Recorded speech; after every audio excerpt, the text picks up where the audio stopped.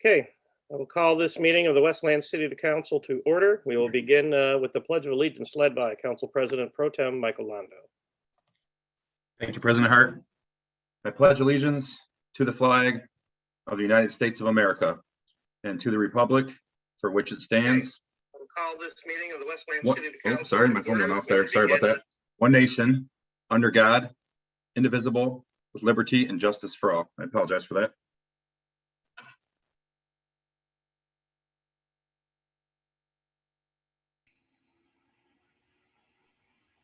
All right, thank you. Roll call. Council, as you know, we're meeting virtually, and I'd ask that you indicate where you are currently seated by county, city, municipality, and state. Councilman Godbout. Present from Wayne County, Westland, Michigan. Thank you. Councilwoman Green. Present, attending remotely from Wayne County, Michigan, Westland. Thank you. Councilman Herzberg. Here, attending the meeting remotely from Wayne County, Westland, Michigan. Thank you. Pro Tem Londo. Here, attending remotely, City of Westland, Wayne County, Michigan. Thank you. Councilman McDermott. Good evening, attending remotely from Wayne County, Westland, Michigan. Thank you. Councilwoman Rakowski. Good evening, present, attending virtually from Wayne County, Westland, Michigan. Thank you. President Hart. Good evening, attending remotely from Westland, Wayne County, Michigan. Thank you. A quorum is present. Thank you. One item, procedural issue today. New business item 11 needs to move to new business item 5. It is a procedural issue. It is out of sync, so that's why it's being moved to item 5. All right, at this point, we'll take questions or input on the agenda from the public. This section will allow a person to be recognized only at the beginning of the meeting to address the council pertaining to items that are specifically on the business agenda at the meeting. Questions asked will be answered during the agenda item following a motion and support from the council. Questions asked may be responded during the agenda item, again, following a motion and support from council. Get situated here. First one comes from phone number ending in 017.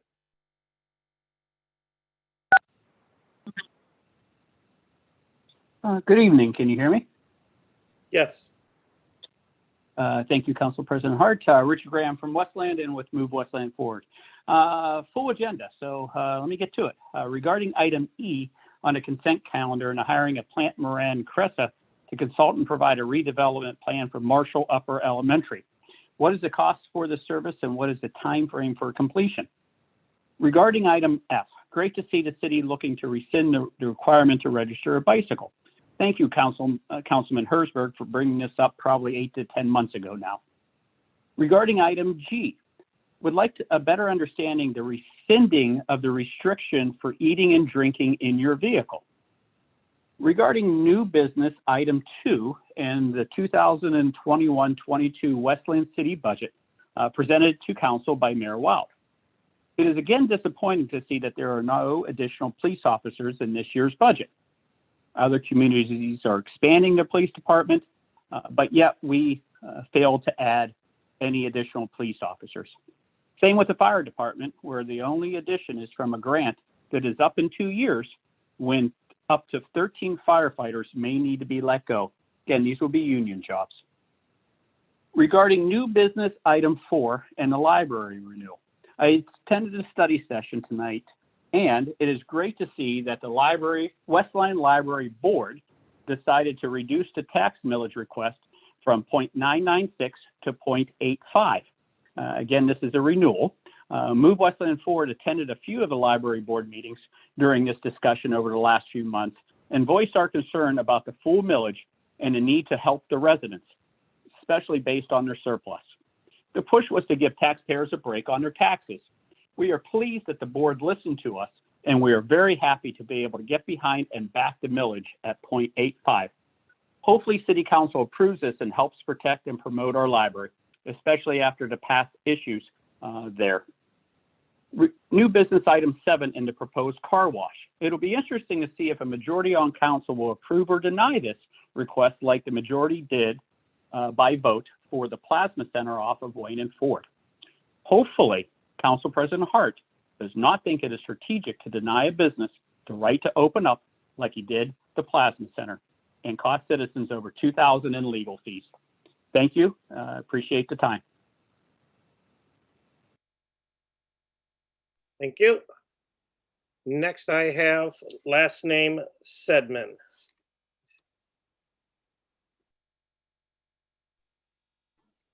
Hello, this is Denise Sedman. I'm going to repeat myself for the people that did not attend the study session. And this is regarding new business item 4, library millage. And I wanted to also congratulate Jennifer Roth for being appointed the library director. I'm looking forward to working with her. The question that I have that I'd like to have answered is, and I made a mistake, I said it was Dave Cox, but it was Mark Neal for the library board. Was there a study done, and is there something that we can take from that study to know that they already have a tick list of things that they wanted to improve? And is that study available to us for a cross-reference if we do a new study? Secondly, is I wanted to know that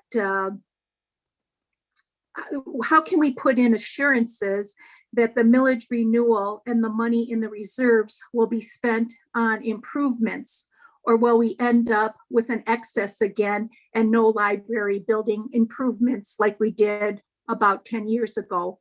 So I just want to have that answered as far as what kind of accountability we had. I know that Mark Neal had rescinded and took the millage down after it was already approved, and then it went back up 4 days later. The millage went back up to regular. So just want to keep things on track. Thank you very much. Thank you. All right. Doing 3 things here. Next, last name Pruitt.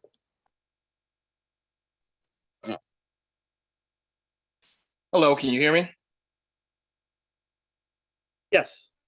Okay, fantastic. My name is Pastor Edward Pruitt, a resident of Westland.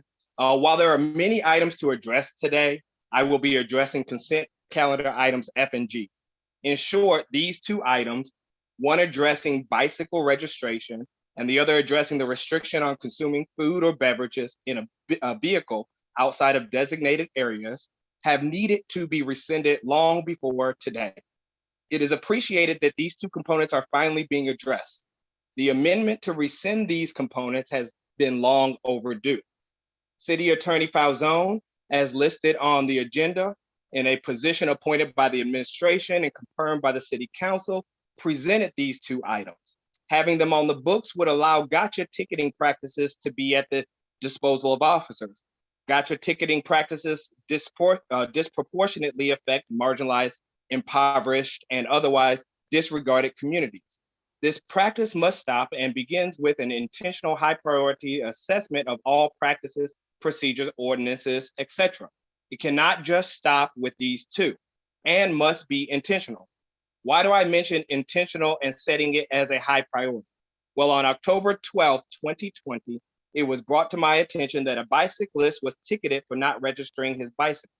While the stop is not being questioned, the outrage over the gotcha ticketing ability caused the community to speak out on social media, to council members directly, and at the subsequent council meeting. The police chief directed his officers to refrain from ticketing for this, but with it on the books, there is still access to it. I called for a review of all practices, procedures, ordinances, etc., and still call for a public review. It is now April 19th, 2021. Why is today's date significant? 6 months have passed, and of all of the ordinances on the books, I am concerned that there are only 2 gotcha ticketing associated ordinances being addressed. For it to take 6 months to review ordinances that the government creates and enforces, why does it appear that this human rights concerning practice was put on the back burner at a low priority? I call on the council to move these 2 items to new business for discussion, to discuss them, and to approve them. In the discussion, I would like to know why it took 6 months to place this on the agenda and why it appears to have been a low priority item. That is the end of my comments.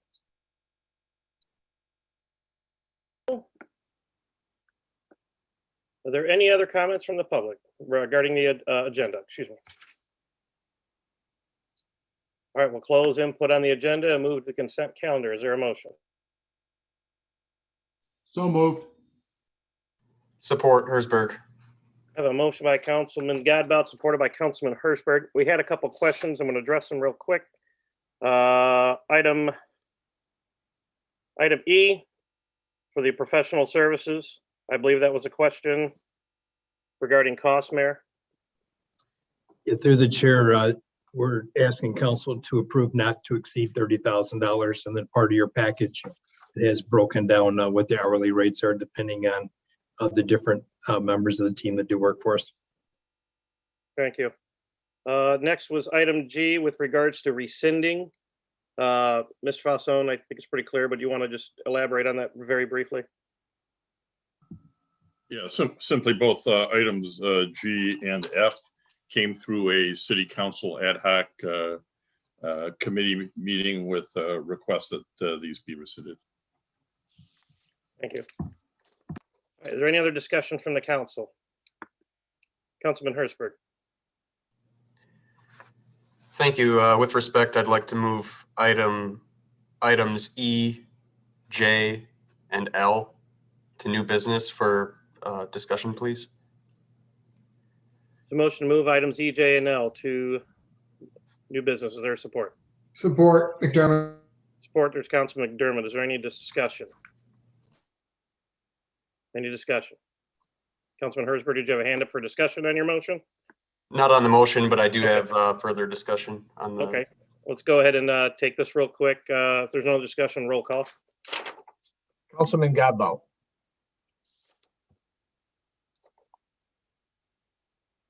Councilman Godbout. I think you're muted, sir. Yes. Thank you. Councilwoman Green. Yes. Councilman Hersberg. Yes.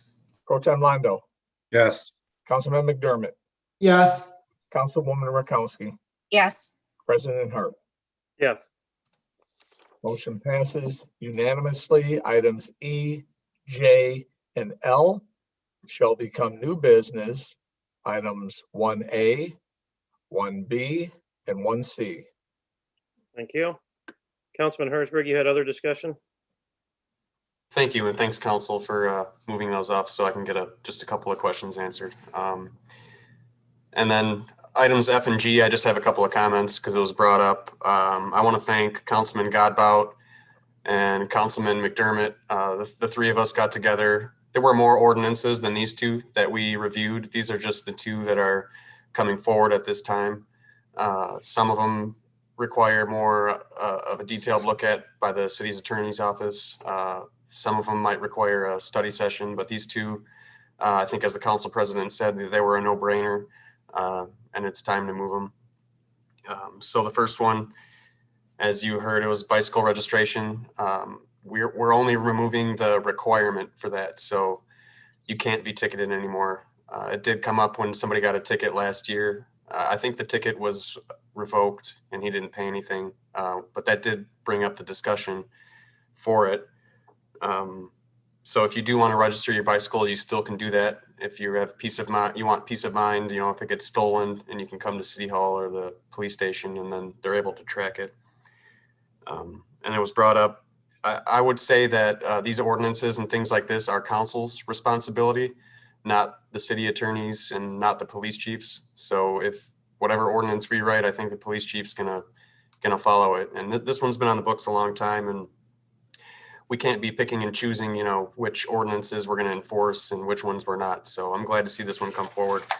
The other one was for consumption. For several decades, it was against the law to basically buy fast food and then park in a parking space and eat it. And I'm pretty sure most of us are guilty of that. So that's also being removed. And I do anticipate, whether it's the same subcommittee or not, I do anticipate several more ordinances coming out this year for updates. I think some of these weren't updated since 1981. So it's definitely been long overdue. And that's all the comments I have on those two. Thank you. Thank you, Councilman Hersberg. So a reminder, if you guys want to deliberate any item, just do move it. So just please keep that in mind. So Is there any other discussion on the consent calendar? Roll call. As amended, Councilman Godbout, Yes. Councilwoman Green, Yes. Councilman Hersberg, Yes. Pro Tem Londo, Yes. Councilman McDermott, yes, Councilwoman Rakowski, yes, President Hart. Yes. Motion passes unanimously. Council has approved the following consent calendar items. Approval of minutes of the regular meeting held April 5, 2021. Approval of minutes of the study session held April 5, 2021. Request from TNT Fireworks to operate a seasonal temporary fireworks tent in the Meyer parking lot, 37201 Warren Road, from June 25 through July 5, 2021, with the hours of operation 9 a.m. until 10 o'clock p.m. daily. This request includes a waiver from Ordinance 248A80, Section 413C1, which states the length of a temporary use or sales event shall not exceed 7 days during a season, except that sales of Christmas trees are permitted for up to 45 days. Approval of request from CW Fireworks to operate a seasonal temporary fireworks tent in the parking lot of Westland Investment Holdings LLC, 2651 South Wayne Road, from June 26th through July 5, 2021. Hours of operation, 9 o'clock until 12 midnight daily.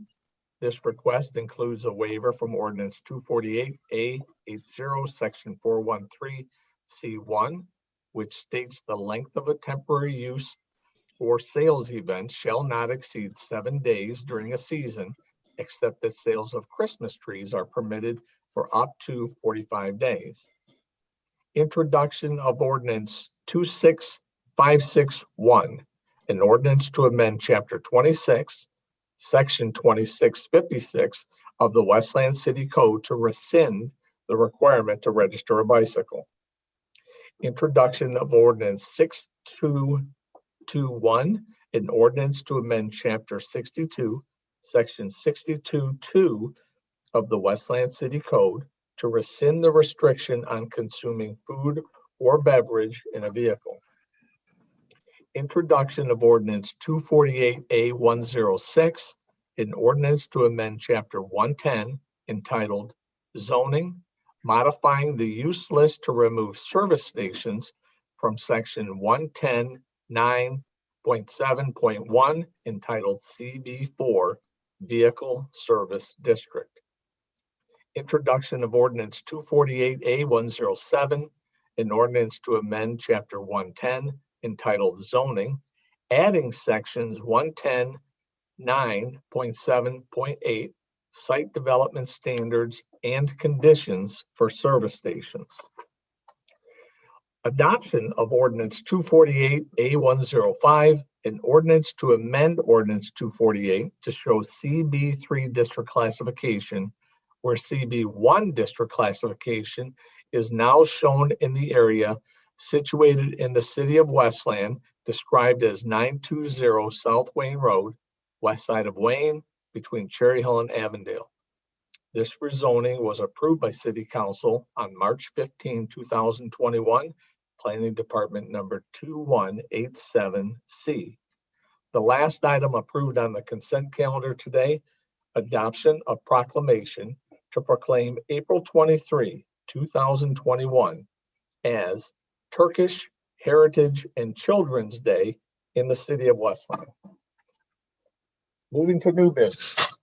Item 1, approval of request for a closed study session, April 26, 2021 at 6 o'clock p.m. to consult with counsel in Blair and to consider material exempt from discussion or disclosure by state law pursuant to MCL 15.268E and H. so moved, Rutkowski. Support, Hersberg. Motion by Councilwoman Rakowski and supported by Councilman Hersberg. Is there any discussion? Roll call. Councilman Godbout, Yes. Councilwoman Green, Yes. Councilman Hersberg, Yes. Pro Tem Londo, Yes. Councilman McDermott, yes, Councilwoman Rakowski, yes, President Hart. Yes. Motion passes unanimously. New business, item 1A. Give me just a moment, please. Approval of professional consulting services agreement with Plant Moran Cressa for the redevelopment of Marshall Upper Elementary. So move, Londo. Motion by Councilman Londo. Is there support? Support. Supported by Godbout. Councilman Godbout. Mayor, did you have anything to add to this as your item? Not unless there's a certain question from council they'd like us to respond to. Understood. Is there any discussion from the maker or supporter? Not this time. Any discussion from the No. council? Peter, this is what you moved. Did you have any discussion on this? There you go. Sorry about that. Took me a second to hit the button. Yeah, I just wanted to get it explained a little bit, what we're gonna do here. I read through the agreement. If it can just be explained, I think my questions will be answered. I'm just basically curious, are we gonna do these community outreach forums first? Or are they gonna go ahead and go into the building? Because council hasn't taken the tour yet. We talked about getting a tour for the council members and getting some more discussion going before we decided to spend any money on this. So Okay. Through the chair, council president, I believe Plant Moran Cressa is on the line here tonight. Paul Willis, did you see him on the lineup? Paul can explain exactly what we're going to do and talk about some potential tours that we talked about. Paul, if you're in the crowd, can you raise your hand? It's gonna be kind of hard to find you.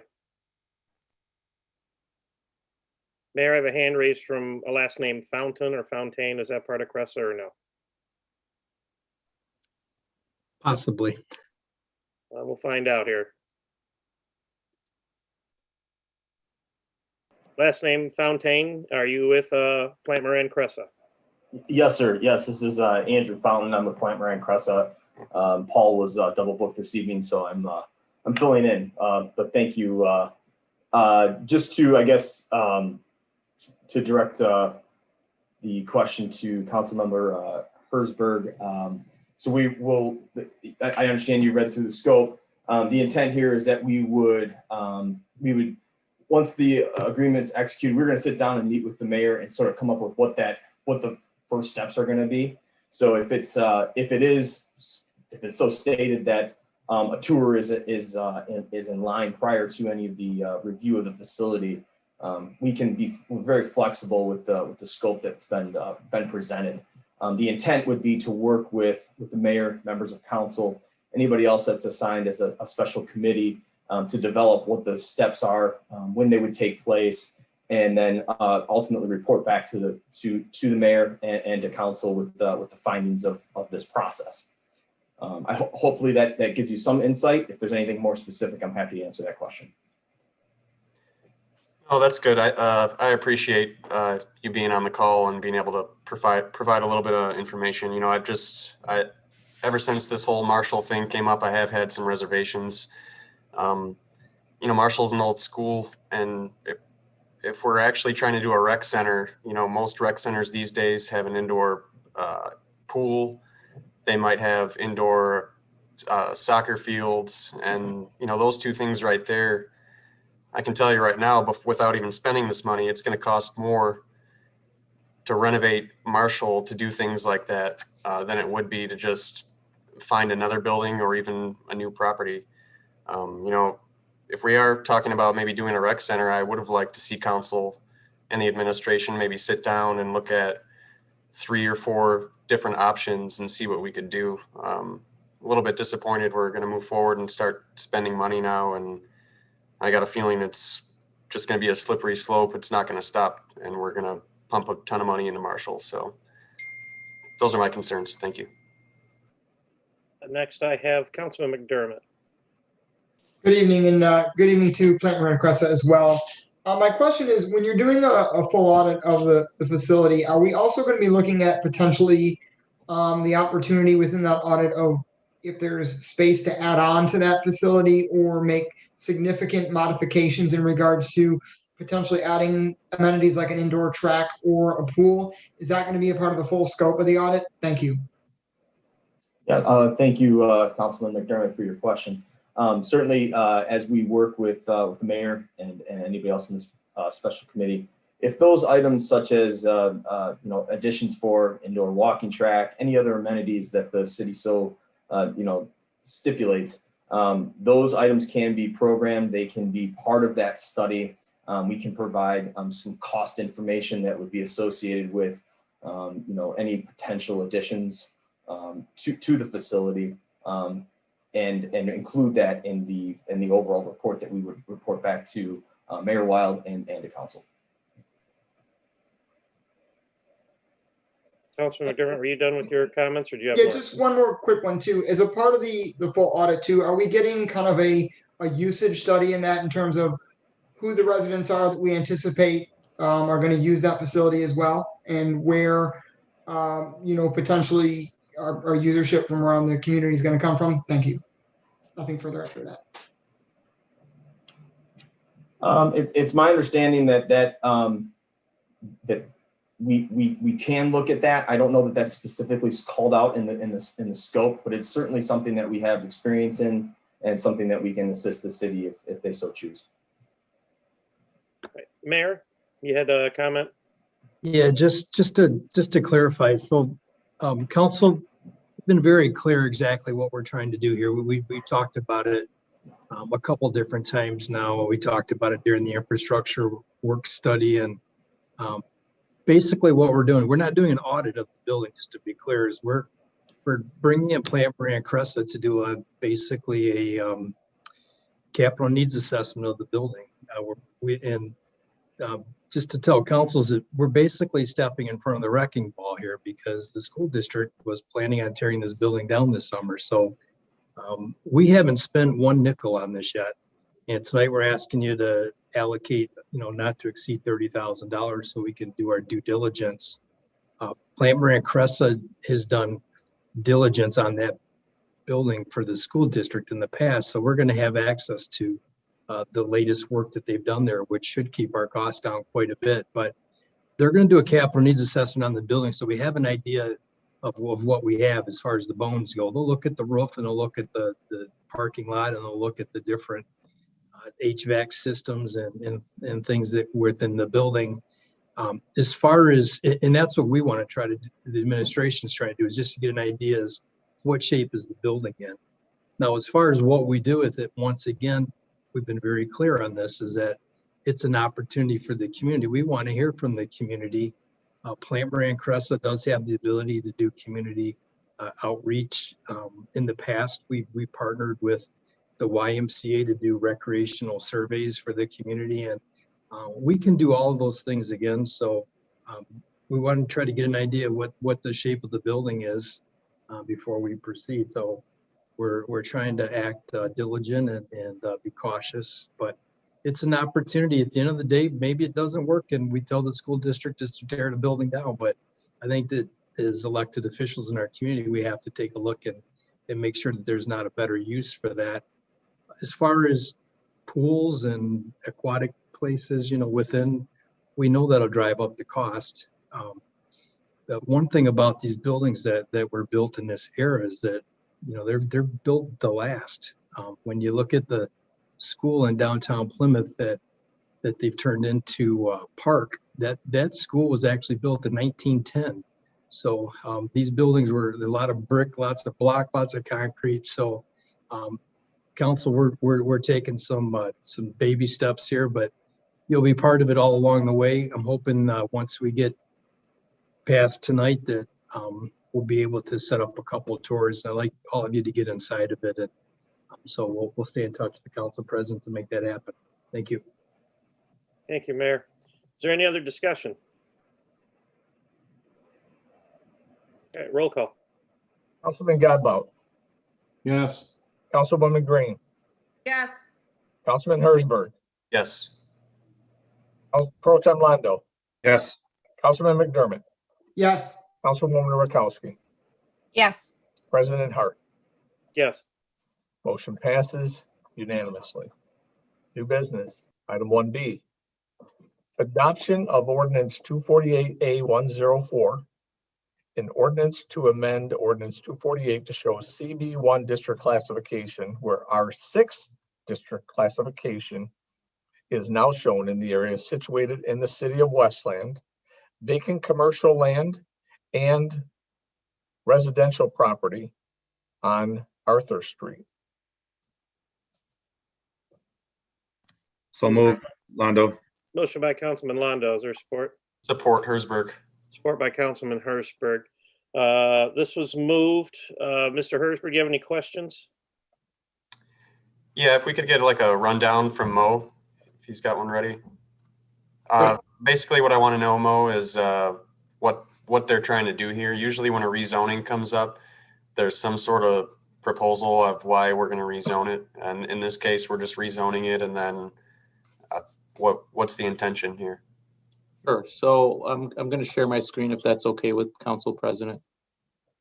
Please. So we took a look at this November of 2020, and it was discussed at the time that the City of Westland DDA was going to sell 3 parcels to the party that owns these 4 parcels, which is no longer Sharon Heating and Air Conditioning. It is a couple that runs a medical clinic. I forgot what their specific medical practice is. But they purchased these parcels and rezoned them to CB1 from R6, which is a residential district, to build something that looks similar to this. There will be a medical office here closer to the residential side over here. And then there's going to be a retail commercial plaza over here. This blue color is R6. So these all transform to CB1, which is our lowest intense commercial district, this color right here. And then this eastern portion of this large parcel was split zone to CB1, and it maintains CB3 along Wayne here. Be happy to go into a little bit more detail if you need it, but that's sort of what's going on here. And they are currently working on site planning the site similar to this arrangement.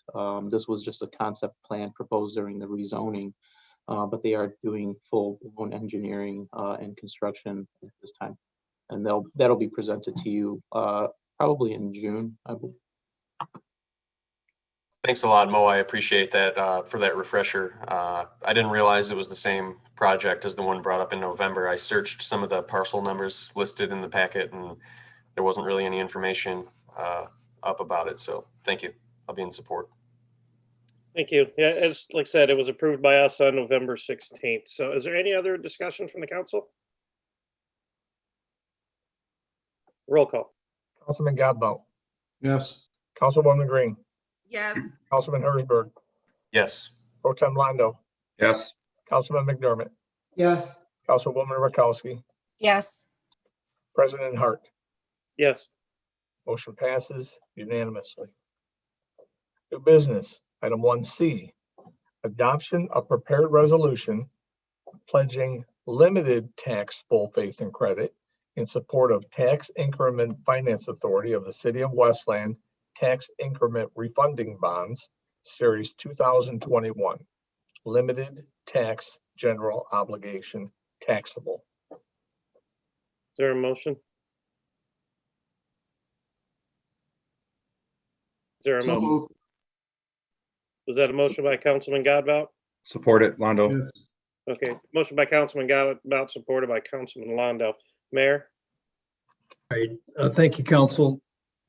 Council, you remember back when we built the City Hall, the TIFA, it's floated a bond for roughly $16 million to build City Hall, to build the fire station and do the Central City Parkway improvements. At the time when we floated that bond, it was it was either the day of or the day after the city of Detroit declared bankruptcy, and the municipal bond market kind of was all over the place. So when we did that bond sale, our interest rate was a little over 5%. When we did the bond sale recently for the pension bonds, Council, you saw we were able to get an interest rate in the twos. I think it was 2.39. So they got us taking a look at our other bonds. We think this is the TIFA bond for City Hall. We think this is a good candidate because we still owe $13.5 million on that bond. And with a better interest rate, we could really save a lot of money over the course of the bond. And because the bond is backed with the TIFA capture, at the time when we did this bond, I think we had like 3 or 3.5 to 1 coverage on the bond. We're a little concerned with the commercial value of some of the properties coming out of COVID, and we know that every year the mall continues to push back on their tax bills. So by moving forward on this refinance, it'll create a little cushion in the TIFA so we can maintain our coverage on that bond sale. And what council's asked to do as part of that process is to pledge the city of Westland's full faith and credit not to exceed this 13.5 million. If you guys move forward on this, at this point, it will go to the TIFA board and they will work on the refinance, but it does require the city's full faith and efforts behind the bond refinancing. So that's what's in front of you here tonight. Thank you. Councilman Hertzberg, do you have discussion? Not anymore. The mayor answered my questions. Thank you. Is there any other discussion from the council? All right, I'll be in support of this. I remember when we talked about, the success we had with the other bond, it was asked if we're going to go out and investigate other ways to save money. This is an example of that happening. So thank you, Mayor. I'll be in support. If there's no other discussion, roll call. Councilman Godbout, Yes. Councilwoman Green, Yes. Councilman Hertzberg, Yes. Pro Tem Londo, Yes. Councilman McDermott, Yes. Councilwoman Rakowski, Yes. President Hart. Yes. Motion passes unanimously. New business, item 2, set public hearing date for proposed 2021-2022 budget. Suggested public hearing date of May 3, 2021. This date was published in the Telegram newspaper on March 25, 2021, and the anticipated city council meeting date for the budget adoption is June 6, 2021. So moved, Hertzberg. Support McDermott. Motion by Councilman Hertzberg, supported by Councilman McDermott. Is there any discussion? Roll call. Councilman Godbout, Yes. Councilwoman Green, Yes. Councilman Hertzberg, Yes. Pro Tem Londo, Yes. Councilman McDermott, Yes. Councilwoman Rakowski, Yes. President Hart. Yes. Motion passes unanimously. New business, item 3, public hearing for the 2021-2022 Community Development Block Grant and Home Program 5-year consolidated annual plan. This public hearing date was set March 15, 2021. Okay, Do we need a motion, Council President? well, hold on, it's a public hearing. So real quick, we'll go to the public hearing. Joanne, did you have anything you want to add before you go into public hearing? Thank you, Council President Hart. Just to quickly share that all jurisdictions that receive funds through HUD must have an annual planning process, which includes public hearing. 2, in fact, the first was with the Community Development Citizens Advisory Committee. This is the second public hearing. The city anticipates a community development block grant allocation this coming year of $1,102,120 and an anticipated allocation for the home program of $322,852. And this public hearing also includes the expenditure of round 3 of the CARES Act funds, which actually is round 2 for the city, but from a HUD perspective, it's called round 3. All right, thank you, Joanne. This is a public hearing, so at this time, anyone from the public who wishes to speak on this particular item only, you'll be able to do so at this time. So as always, use the raise hand feature if you wish to speak on this particular item.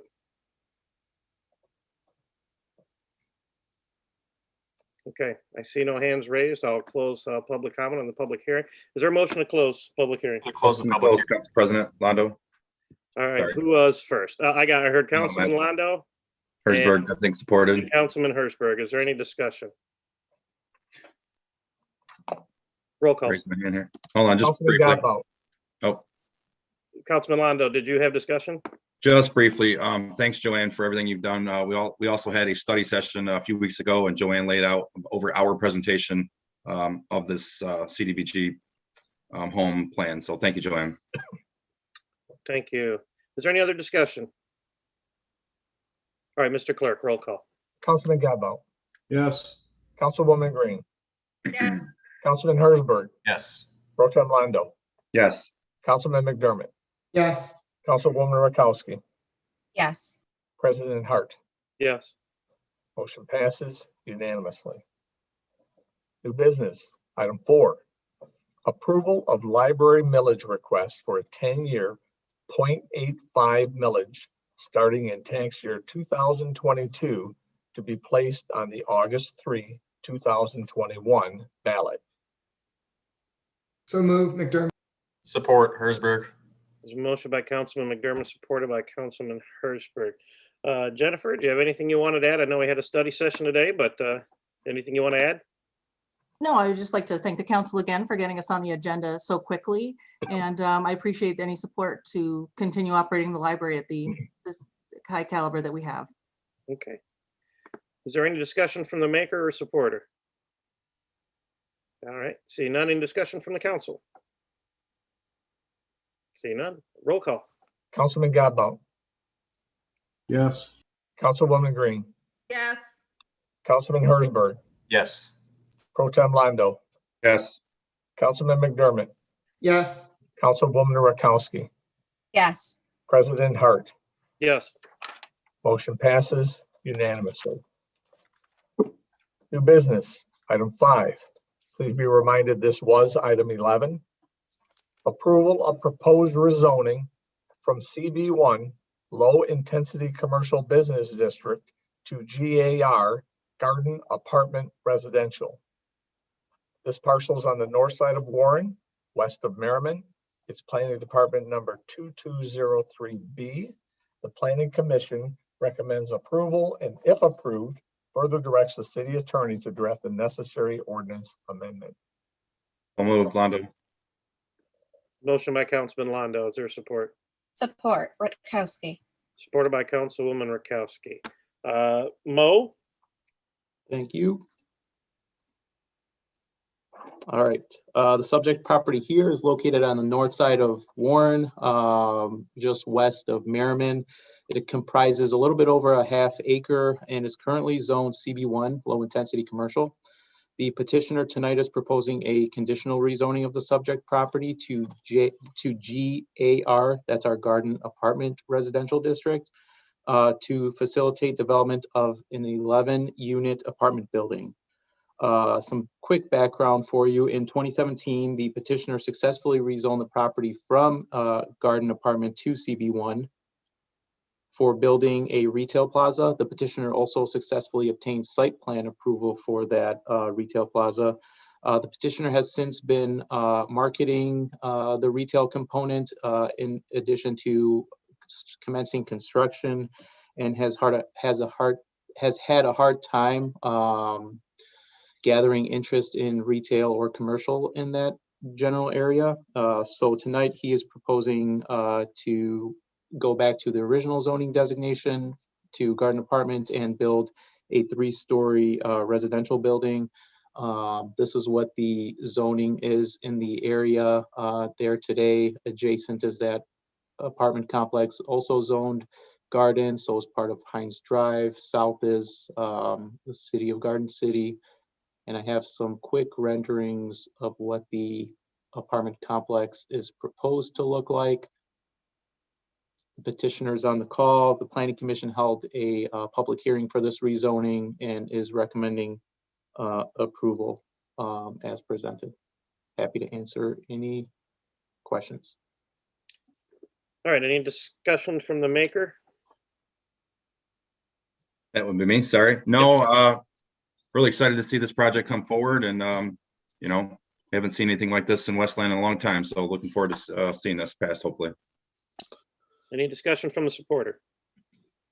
I agree with his sentiments. It's development with the surrounding area, and it's not, I think it's better suited for that, and I think he'll be very successful.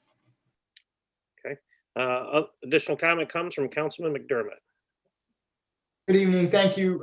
Through the chair to the petitioner, do we have a potential price point on what the units are going to be for that? Are we looking at affordable housing with these apartments, or are we looking at kind of higher income units that are going to be going there? What, you know, is typically the price point that we're looking at in terms of what you're looking to develop there? Thank you. Mr. Lubienski, I've activated your ability to speak if you are ready. Paul, there you are. So can you unmute your phone? Paul, there you go. Okay, sorry about that. No worries. Price point, I would have to talk with the apartment manager that I would be using, but these would be 2-bedroom, 2-bathroom. And so the price would be anywhere probably from $1,200 to $1,500 a month. Councilman McDermott, you good with that? Yes, and then one other question, real quick. It looks like just giving that rendering, and obviously we have to go through site plan approval and all that. Are we looking at a facade that's going to be brick on all 4 sides? I would say the sides you can see from the road, but the backside may be mostly siding. The side that would face Heinz Park. Trees. Okay, thank you. Nothing further. Okay. Is there any other discussion from the council? Oh, let me get to the other screen. Councilman Hersberg. Thank you, and welcome back to the petitioner. I know we've had this property come forward quite a few times over the last 5 or 6 years. It's kind of interesting. Some of the council members back then were so adamant about changing it to commercial. Now they're in full support of taking it back.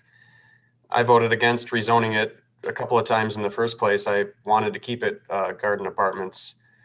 But at this point, I would say that if it's commercial, we should keep it commercial. We might be able to get some more value out of it down the road. You know, there's empty strip malls up and down the way there. And, you know, I'm sorry that the project didn't work out. We were told that we were guaranteed that he had a tenant lined up. So obviously that wasn't the case. So I won't be in support. Thank you.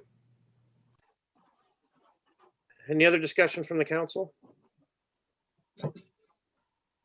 All right, I'll just have my comments. This is the property that won't go away. It's been everything. It's gone full loop. So I supported rezoning it the first time, you know, that we could get some traction on that property. And then it kind of sat for a while, and then it got developed, and now the dirt mounted, some foundations. So I'm at the point now, I just want to see it completed. Whether it's a commercial facility or if it's the apartment facility, I just want it done. I really don't want to talk about this again, please. And I'd like to just see it through. Is there any other discussion from the council? Councilwoman Green, there you are.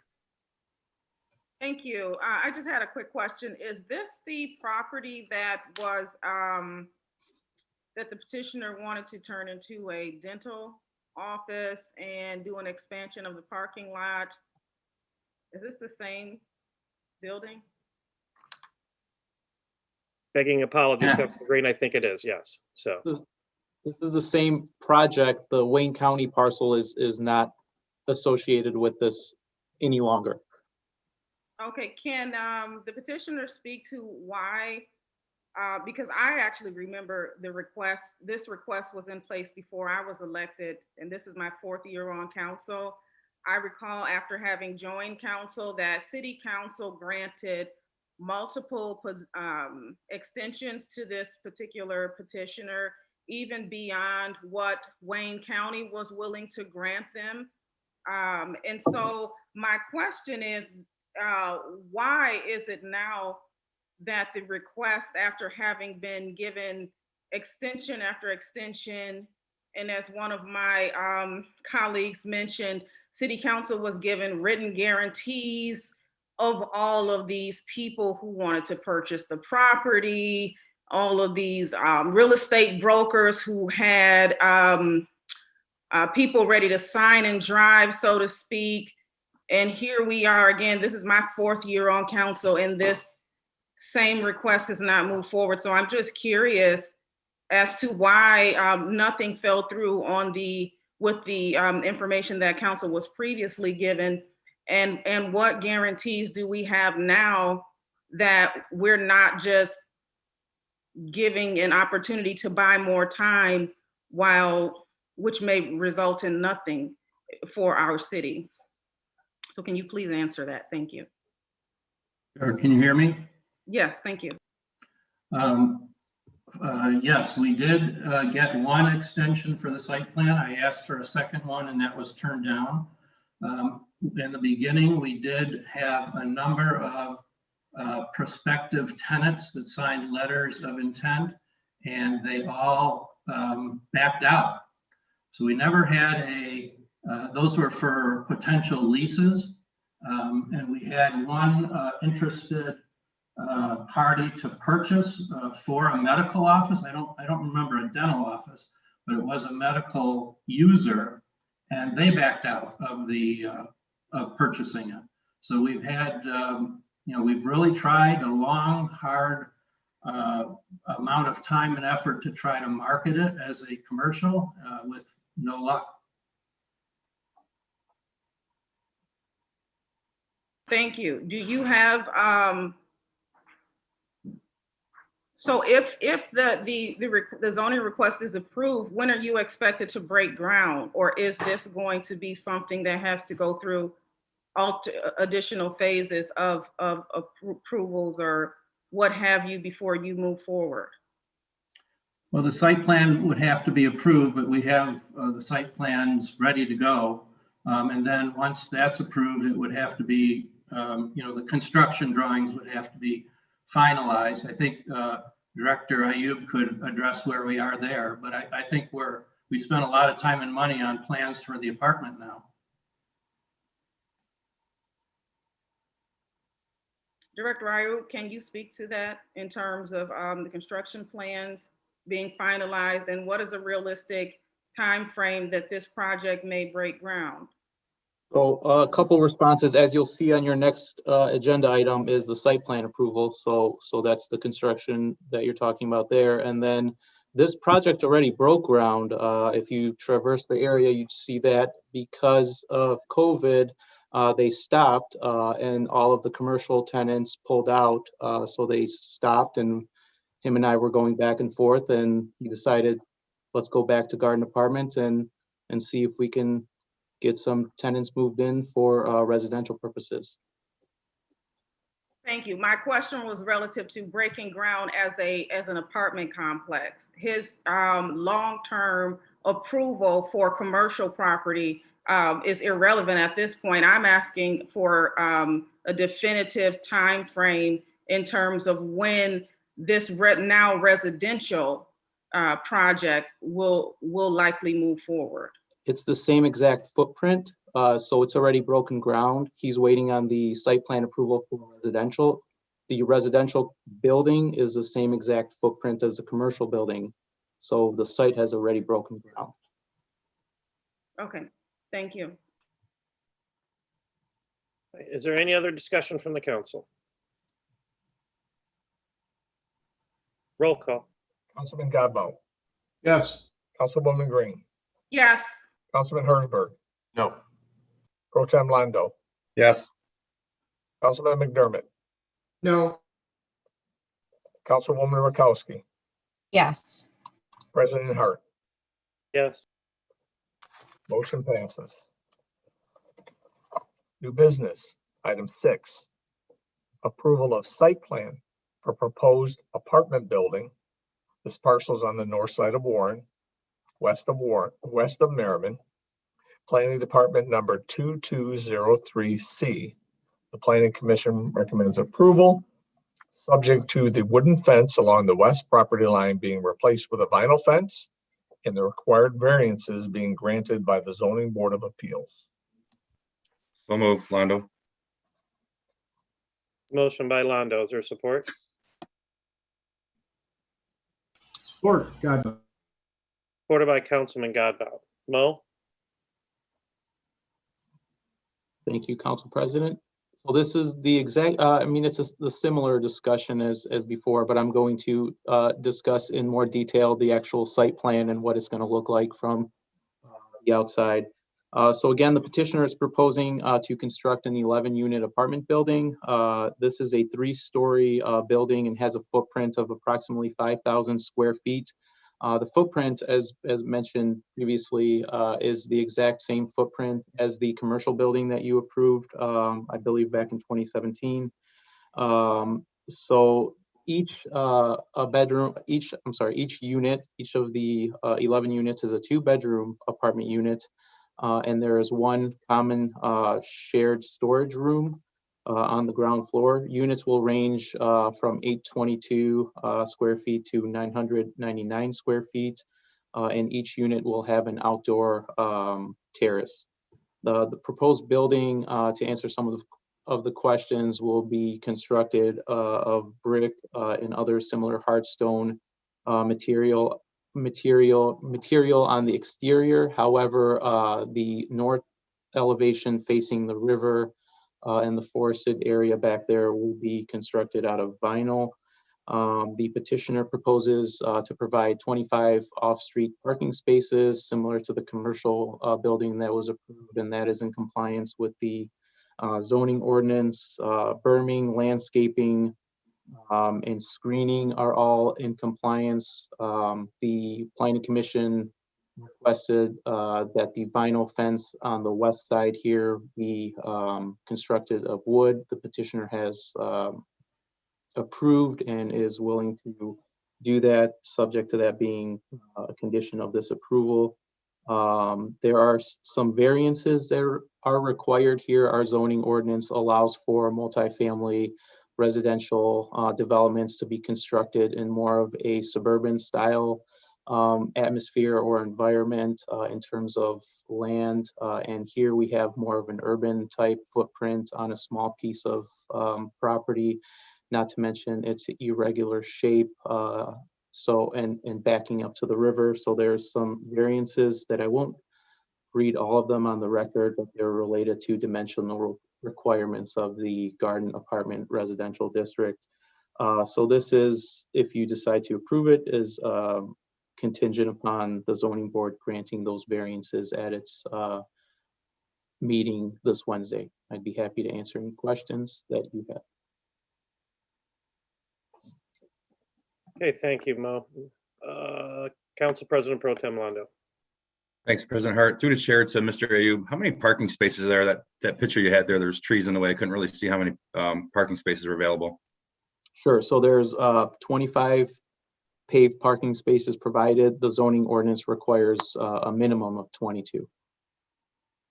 Okay, thank you. I did watch the Planning Commission and came and talked to you on a lot of this stuff. Well, as always, I appreciate the Planning Commission being our first line of defense and asking a lot of the tough questions before it gets to us. So I'll be in support of this tonight. Thanks a lot. All right, is there any other discussion from the council?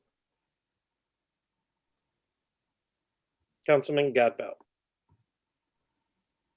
Thanks. Just a question in regards to the sidewalk. I noticed the sidewalk extends past where the driveway is. Will the sidewalk connect into the walkway that goes directly down into Hines Park?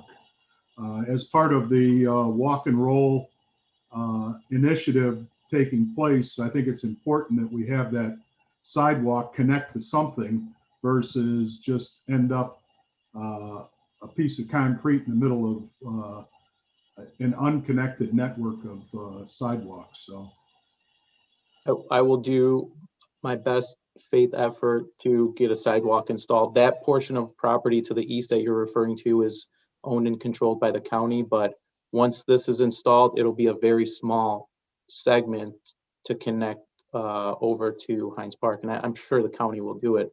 I will reach out to them once this is constructed or once this is going on to make sure that happens. Makes sense for sure. yeah, thanks, Mo. And knowing that the county's on the walk and roll initiative as well, that I'm sure that they'll be willing to help with making sure we can connect that property together. So thanks. Okay. Thank you. Next, I have Councilwoman Green. Thank you. Just quickly, and I apologize if I missed it. How many units will be in this building? Sure. There's 11 units, 2 bedrooms each. Okay, thank you. Cool. All right. Next, I have Councilman Hertzberg. Thanks, Council President. I would urge my colleagues not to vote for this. If you look in the packet and you look at some of the variances that are being proposed, some of them are really drastic. I don't have a problem with variances if it's a few feet, but the minimum lot area required is 80,000 and this one's only 26,000. The minimum depth is 200 feet. And that for this project, it's only 84 feet. And the reason we have those is for safety. I want to bring up what happened several years ago when they built Holiday Park. They were approved similar variances for one of the buildings. And I'll tell you, that building's gone. They had foundational issues and sunk.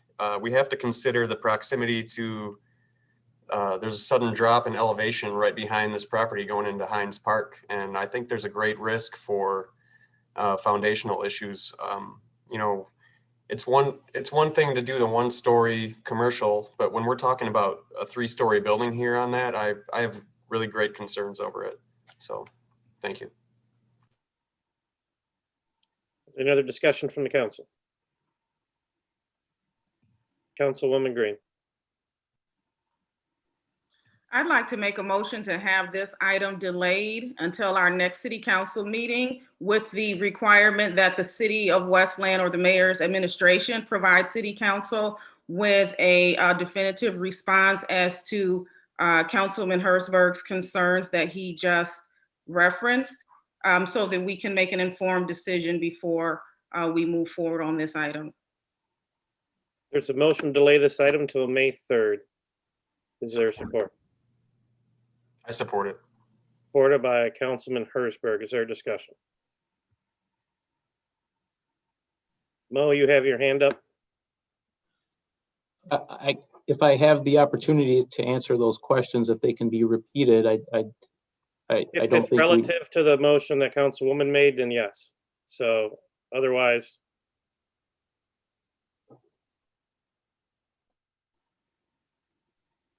All right. Are there any other discussion from the council?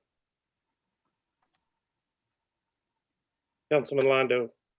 Yeah, I would like to have the opportunity to hear from our planning director. Can we, after the vote, if it fails, we'll go back to the original motion. Obviously, you can answer those questions. And if the councilwoman wants to remake a motion, I believe that'd be appropriate. That would be the appropriate measure. So, Councilman Godbout. Councilman, Councilman Godbout, you're muted.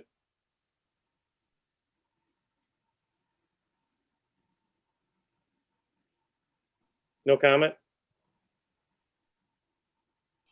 I'll wait until, if this motion fails, because my response was probably more to what Mo was going to have to say in regards to the construction and engineering on the building itself, so. To the maker and supporter, are you all right with hearing what Mo has to say?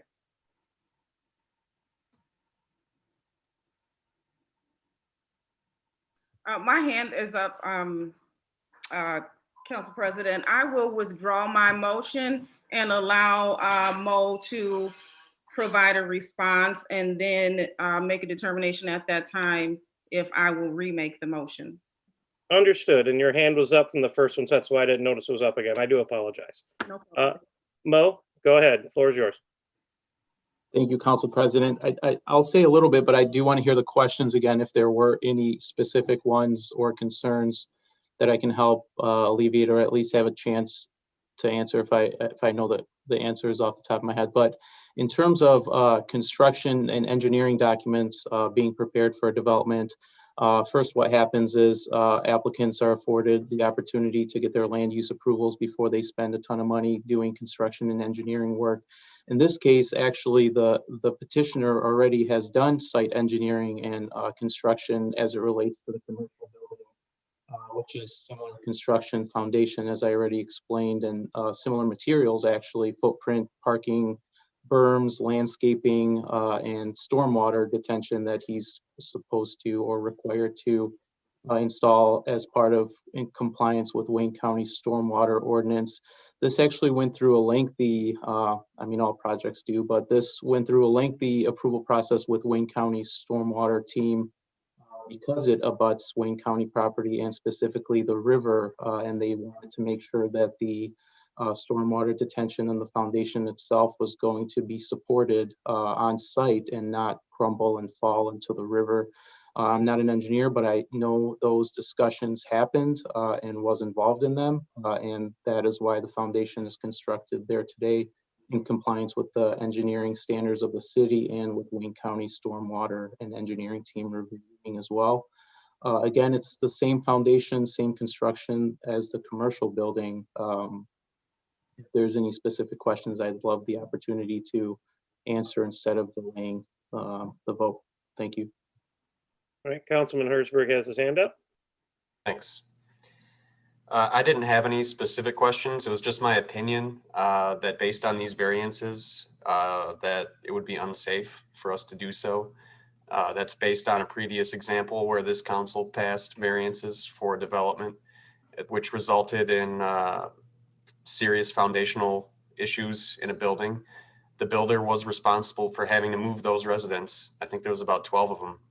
So, I mean, that's not on us, that's on the developer, but I still don't think we should give this the go-ahead. I think we should learn from experience and not approve this. I would approve a different site plan.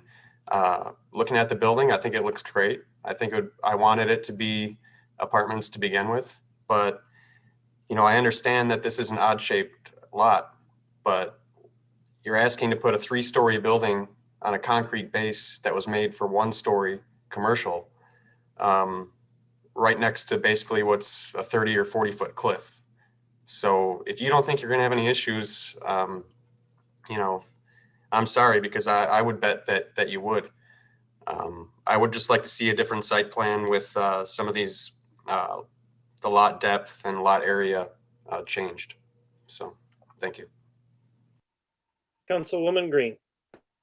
Thank you. I'll just say for the record, I was not on city council when whatever decision was made with the having to move 12 residents. So I don't know what that is regarding. In reference from an engineering standpoint, and a construction standpoint, however, if there are concerns relative to the depth of that lot versus the construction, I think it is valid, and I don't see the harm in getting the city, particularly the mayor's administration, to document exactly what the status would be from a safety standpoint to avoid whatever circumstance happened in the past that some of the current council members were involved in, apparently. But if there are issues with the, I would also like to see a survey done on that lot, because it does back up to that,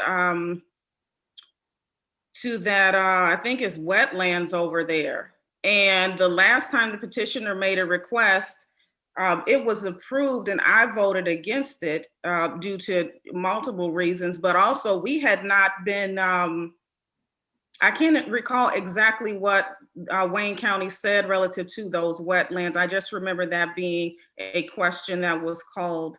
However, Warren Road in that particular area is very busy over there.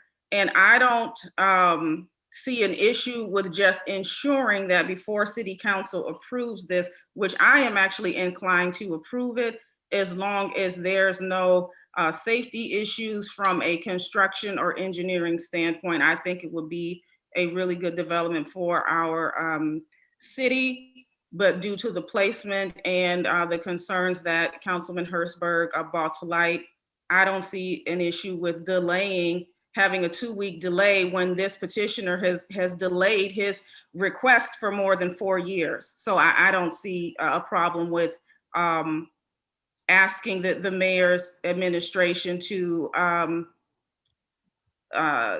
provide a written assessment, or even the city attorney to provide a response in terms of safety before we, construction safety before we vote. Councilman Hertzberg. Thank you. I just want to clarify, I was not on council when that happened. I don't think even Councilman Godbout, I'm not even sure if the mayor was on council yet when that happened. But I have seen the site. I have talked to plenty of people who know what happened and were there. So just to pass that along. Mr. Fasson. Thank you. Yeah, I just wanted to point out that reminding the council that it is not the council's position, or for that matter, the city's position, to opine as to the safety issues of construction and engineering standpoint. That it really is the developers. I think Councilman Hertzberg even pointed out that, hey, that's not on us, that's on the developer. It's a good question, but if you're asking for somebody to make council comfortable with that issue, it really falls back to the developer as compared to city administration to engage an engineering expert to be able to give some sort of opinion in that regard. So I just wanted to make sure we're looking at the right folks in terms of making council comfortable about safety issues relative to construction and engineering. Director Ayub. Thank you, Council President. I do also want to point out that in your backup, you have a topo survey, a storm and grading plan, a utility plan, an SCSE plan, a stormwater exhibits plan, and Wayne County approvals, all signed and sealed by professionals, including a state certified engineer. So I don't know what else is going to change between now and the next meeting in terms of providing you with that information that's already been provided. I guess I just wanted to say that. And I do want to say that in terms of traffic, which was mentioned, that residential components or elements typically, well, this one for sure will generate a lot less traffic than the commercial component would have. There was something else that I wanted to mention that's slipping my mind. Council President, I'll raise my hand. I do want to make this comment that is slipping my mind, so I'll raise my hand if I remember. Thank you. Okay, Mo. Next I have Councilwoman Green again. Yes, thank you. Relative to the city council's, or excuse me, the city attorney's response in terms of a comfortability factor, the recommendation for us to approve this is coming, it's on the agenda as coming from Mo, who is one of the mayor's executives. So regardless of who is responsible to check whatever box, the recommendation is coming from the mayor's administration. And so my point is, in terms of city council, we do have an obligation to make sensible decisions before and have all of the information before we approve it.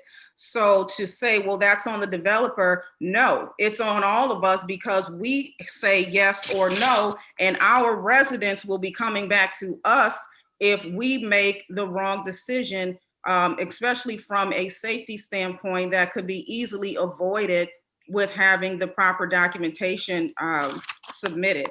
And so I don't think it is a completely fair statement to say, well, that's on the developer. We are the ones where the ball stops. So we have a responsibility to make sure we have the information. And again, it's on the agenda, it's coming from Mo. So it's not coming from the developer.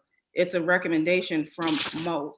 So again, if the concerns that Councilman Hertzberg raised from a engineering standpoint are outside of what our parameters are currently in the city, then I think that needs to be looked at before we approve it. And if we move forward with approving something that we know is outside of our construction parameters, then each of us should be equally held responsible for making this decision. Thank you. Councilman Godbout.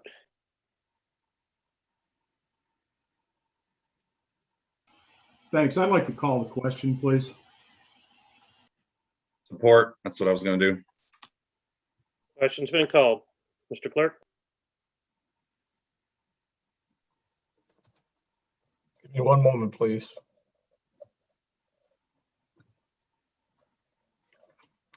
This vote is whether to call the question. Councilman Godbout. Yes. Councilwoman Green. Yes. Councilman Hertzberg. No. Pro Tem Londo. Yes. Councilman McDermott. Yes. Councilwoman Rakowski. Yes. President Hart. Yes. Motion passes. Moving to the business item itself. New business number 6. Councilman Godbout. Yes. Councilwoman Green. No. Councilman Hertzberg. No. Pro Tem Londo. Yes. Councilman McDermott. No. Councilwoman Rakowski. Yes. President Hart. Yes. Approval of the site plan. Motion approved. Passes. Excuse me. New business. Item 7. Approval of special land use for proposed adult daycare 33116 Palmer, west of Benoit, north of Palmer. This is Planning Department number 2243A. The Planning Commission recommends approval, subject to the parking lot being repaired because a certificate of occupancy has been issued, and that 4 trees be planted in the grass area along the front property line. Is there a motion? Is there a motion? So moved. Londo. Moved by Council President Pro Tem Londo. Is there support? Support McDermott. Supported by Councilman McDermott. Mr. Ayub? Thank you, Council President. Let me share my screen. Okay. Subject parcel here is the site of a vacant medical office building located on the north side of Palmer and west of Benoit. The parcel is currently zoned OB, that's our office business district, and is approximately 2 acres in size. The property was recently purchased by the petitioner who's on the call and is requesting to use a portion of the building for an adult daycare facility, approximately this area over here. The daycare facility will have a maximum capacity of 20 individuals, and the hours of operation are Monday through Friday, 9 a.m. to 5 p.m. Buildings 2 and 3 on the west left-hand side of your screen are proposed to be future general medical office units or suites, and those that will be renovated under a building permit application, and a certificate of occupancy will be issued. That does not need to come back in front of the City Council for approval. This is a special land use just for the adult daycare facility. There are no major modifications being proposed here. We are requesting a couple site improvements that are being done in addition to the 2 that we have recommended as conditions of approval. There is an outdoor seating area here proposed for the adult daycare facility. It's already existing, but will need some improvements that the business owner is going to do. Kind of see it right there tucked between the 2 buildings on either side. That's all I have on this site. Here's a site plan looking a top view. Again, building 1 is where the adult daycare facility is going to be. This is the outdoor seating area. And this is a floor plan. I'd be happy to answer any questions. The Planning Commission had a ton of questions in terms of the operations of the site. Asked them, they seemed okay with it. It got approval from them and from the administration at the April 4th Planning Commission meeting. Thank you. Thank you. Is there any discussion from the maker or supporter? Not at this time. Thank you. Oh, thank you. All right, any discussion from the council? Councilman Hersberg. Thanks, Council President. Is the petitioner here by chance? Mo, who's the petitioner? Vivek Chavan is on the call. I know he was able to operate during the Planning Commission meeting. Vivek, if you can hear us, please raise your hand. All right, there he is. As soon as I found him, he clicked the button, scrolled all the way to the top. All right, here we go. Vivek, are you there? Yes, I'm here. Can you hear me? We can. Councilman Hersberg, did you have questions for Vivek? Yeah, great, thanks. So I was curious to, are you going to be operating the adult daycare, or is this going to be another company that you're going to have operating it? No, I'll be the one who will be operating. And that's under SSC Properties? No, it will be under Golden Home. We have a business already, so we will be running under the business there. You have experience in adult daycares? I am in the healthcare. I'm a healthcare professional for last 30 years, and I have a home care business, which is closely associated with the adult daycares. Okay. I appreciate you coming on and answering that for me. I usually like to check that out and just make sure that, especially in an adult daycare situation, that there aren't any serious complaints, which I haven't seen any, obviously, since you haven't done an adult daycare before. So I appreciate it. And then I just have a couple questions back to Mo. If you could just reiterate, are there going to be multiple uses on this property? Yeah, let me just pull this up so you can visualize this real quick. There's going to be the adult daycare facility in building 1, which is going to be on the top of your screen. And then in buildings 2 and 3, those are going to be renovated and improved for general medical office, which is permitted in the zoning district by right. And then this outdoor area is going to be solely for the adult daycare? I can't answer that. Will there be any outdoor activities of any kind? I can't answer that. Vivek, will there be outdoor programs or recreational opportunities for the attendees of the daycare facility?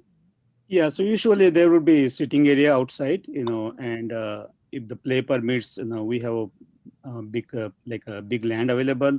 Something can be done like a gardening or something like that for the seniors, just as a recreation. So that may be in the consideration. Great, thank you. This is a lot better than the last proposal we got for this type of business, which was in the strip mall and did not have any handicap ramps nearby the front doors. So this is an independent building, and everything sounds up to par at this point. I will be in support. Actually, I do have one more comment. The back end of that property, it's a very deep property. Do you have plans to hire a landscaper to make sure that we're going to be clearing out brush and weeds behind the residential yards? Yes, it is possible, as our income grows, because it's going to require a lot of investment, even to just remove the shrubs and the long big trees. So that may be, down the road, we will consider on that part. Okay, and Mo, we can make sure that the property is up to code before giving the certificate of occupancy, right? Yes, that's part of. There's other things, but the 2 conditions are part of that, and we at staff level have some authority to make sure other improvements get done. But we did want to see these as conditions. Thank you very much. All right, is there any other discussion from the council?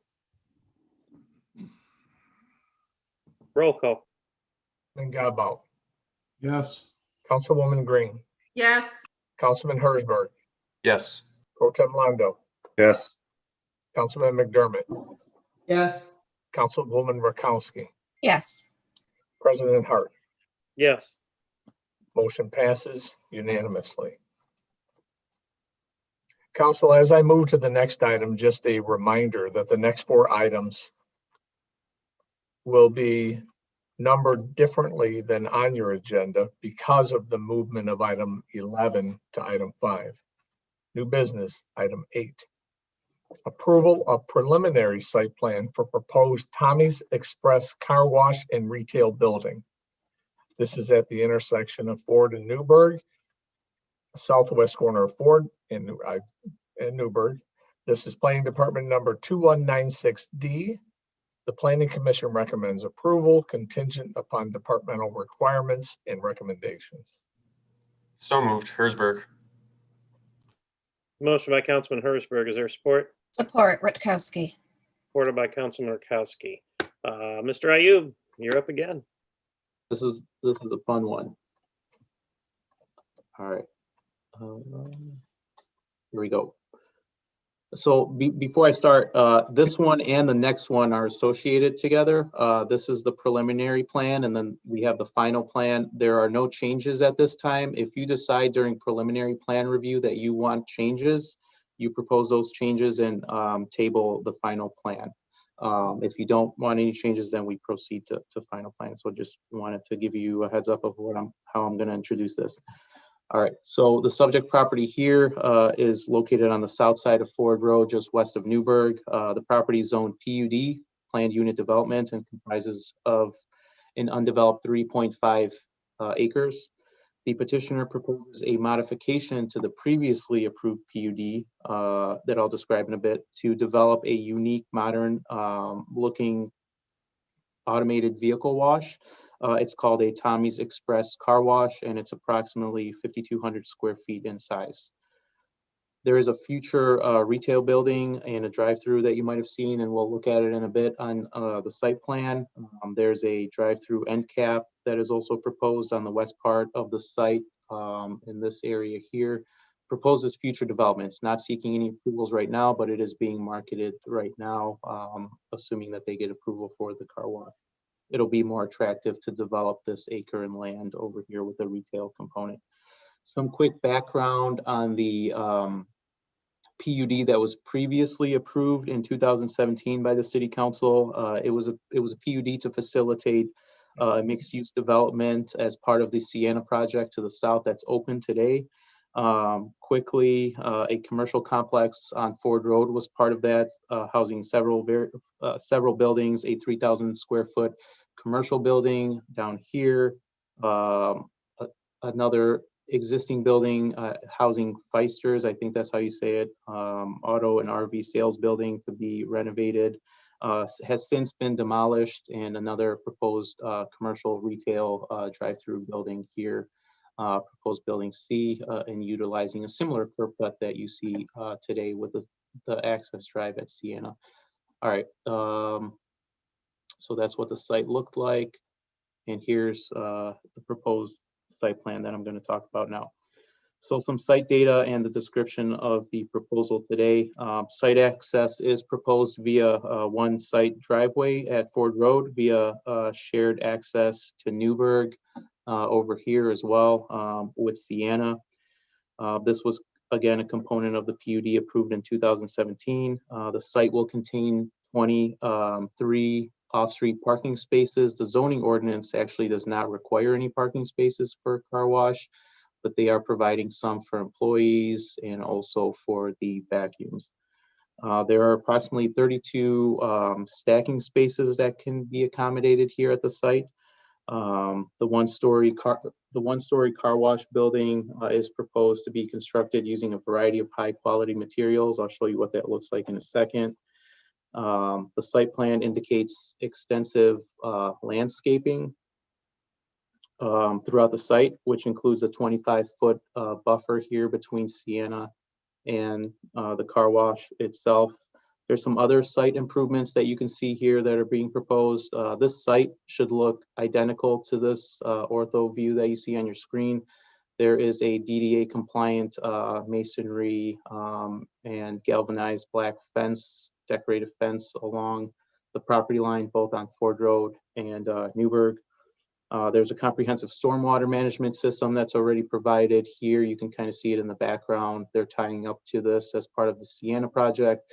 This was sized appropriately for a commercial development during the PUD process, so it's compliant and has the capacity to service both of these developments if they happen. There was a traffic impact study that was required not only by the planning department in the city, but also by the Michigan Department of Transportation. And it studied and evaluated the potential impacts of the project on not only the roadway and intersections, but also on the interior of the site itself in terms of drive aisles and parking and how traffic interacted inside the site.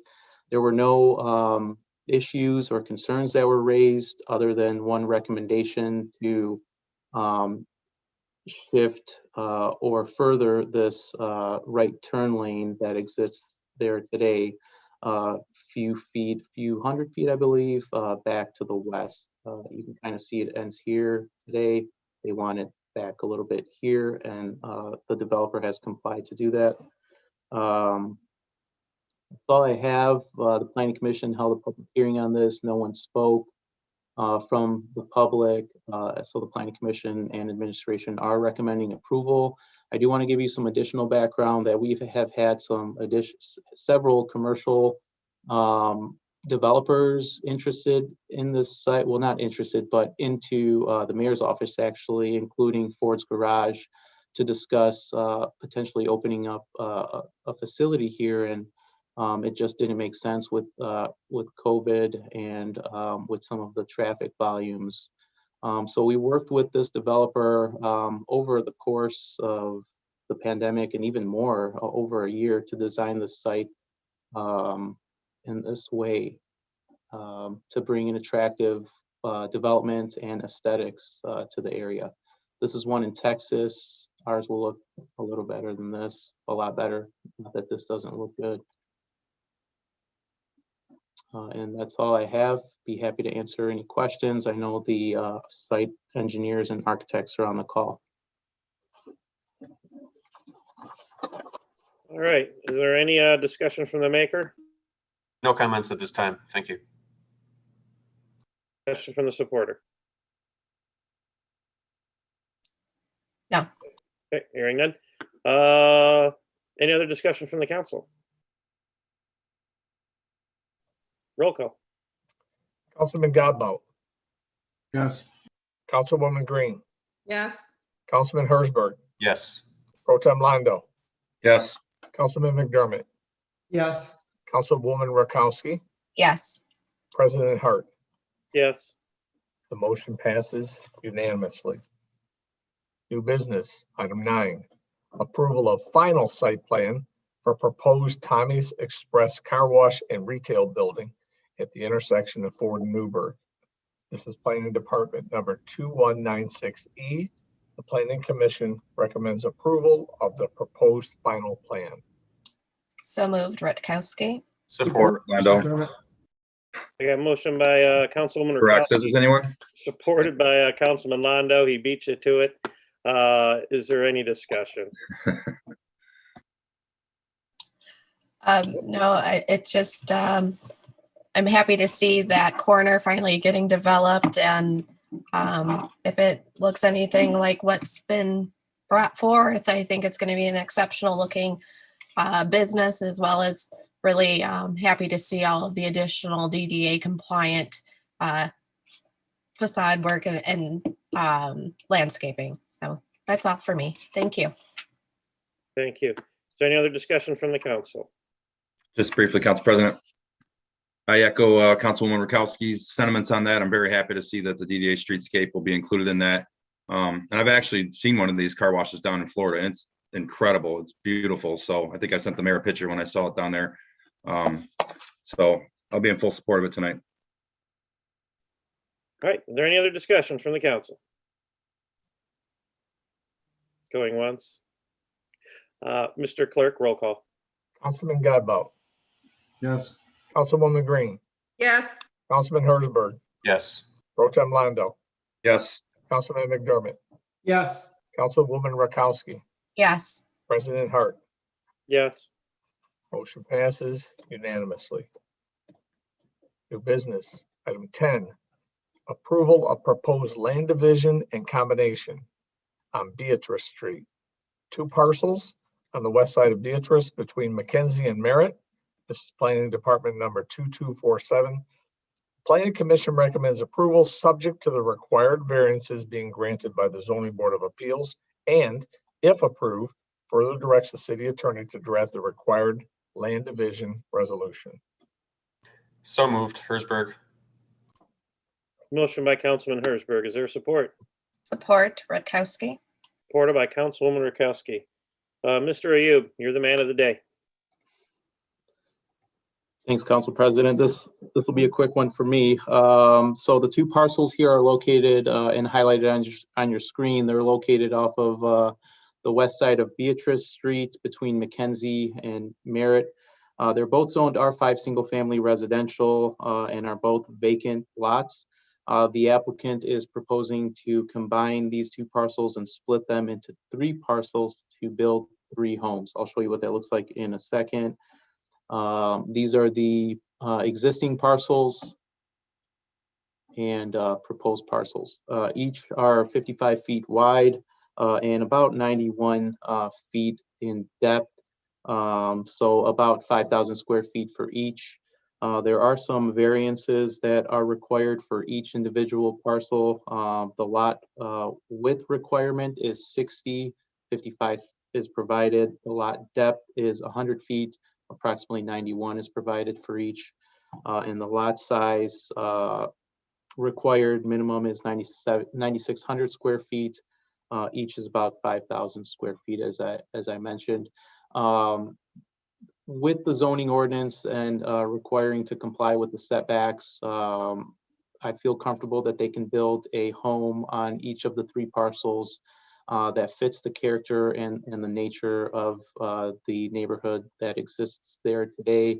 You may remember a different proposal similar in this area on Hugh Street, maybe last year, which was by the same petitioner. I and the administration did not feel comfortable with 2 40-foot wide lots. These are 3 55-foot wide lots. So they will be able to comply with setback requirements, as I said, and position the home in a manner that's consistent with the subdivision there today. If you decide to approve it, condition it upon the zoning board granting the variances this Wednesday. Thank you. All right, any discussion from the maker or supporter? Any discussion from the council? All right, roll call. Councilman Gadbout, Yes. Councilwoman Green, Yes. Councilman Hersberg, Yes. Pro Tem Londo, Yes. Councilman McDermott, Yes. Councilwoman Rakowski, Yes. President Hart. Yes. Motion passes unanimously. New business, item 11, approval of proposed rezoning from PUD, planned unit development, to R5, single family residential. This is 6 parcels on the south side of Ann Arbor Trail between Inkster and Middlebelt. This is Planning Department number 2130F. The Planning Commission recommends approval, and if approved, further directs the city attorney to draft the necessary ordinance amendment. So move, Council President. Support. Hersberg. Motion by Council President Pro Tem Londo, supported by Councilman Hersberg. Mr. Ayub, I think this will be the last one you get for today, right? Okay, yes, sir, thank you. We're all familiar with this, I believe. This is the large site just east of the former Cooper Elementary School that is contaminated. It's south of Ann Arbor Trail between Inkster and Middlebelt and backs up to the Edward Hines Drive Trail. The site is currently zoned PUD, planned unit development, currently made up of 7 parcels. This is inaccurate on your screen. You just approved a land combination and division a few meetings ago. The 7 parcels are approximately 10.5 acres. The applicant is proposing to rezone the properties from PUD back to the original zoning designation of R5.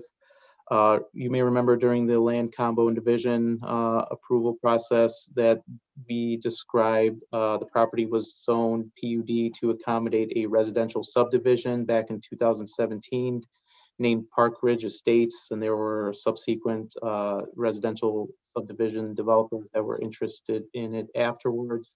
Lombardo finally spent the money and found out that there are some wetlands back there. They did a wetland survey and analysis and flagged some wetlands.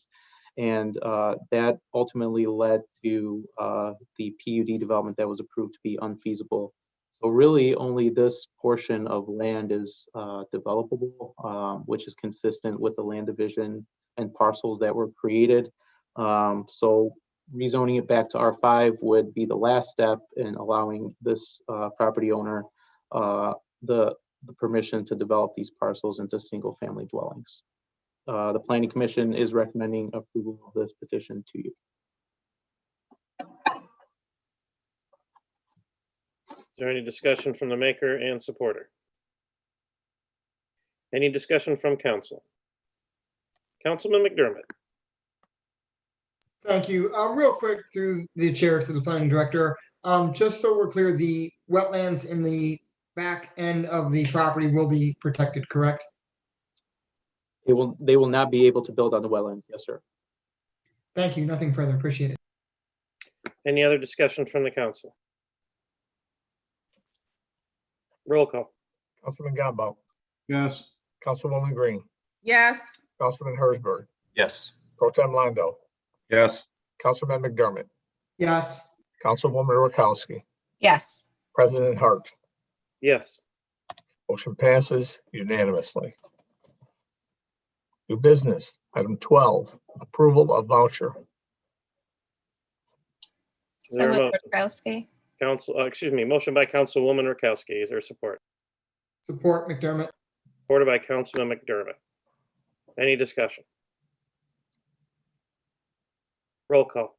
Councilman Gombo, Yes. Councilwoman Green, Yes. Councilman Hersberg, Yes. Pro Tem Londo, Yes. Councilman McDermott, Yes. Councilwoman Rakowski, Yes. President Hart. Yes. Motion passes unanimously.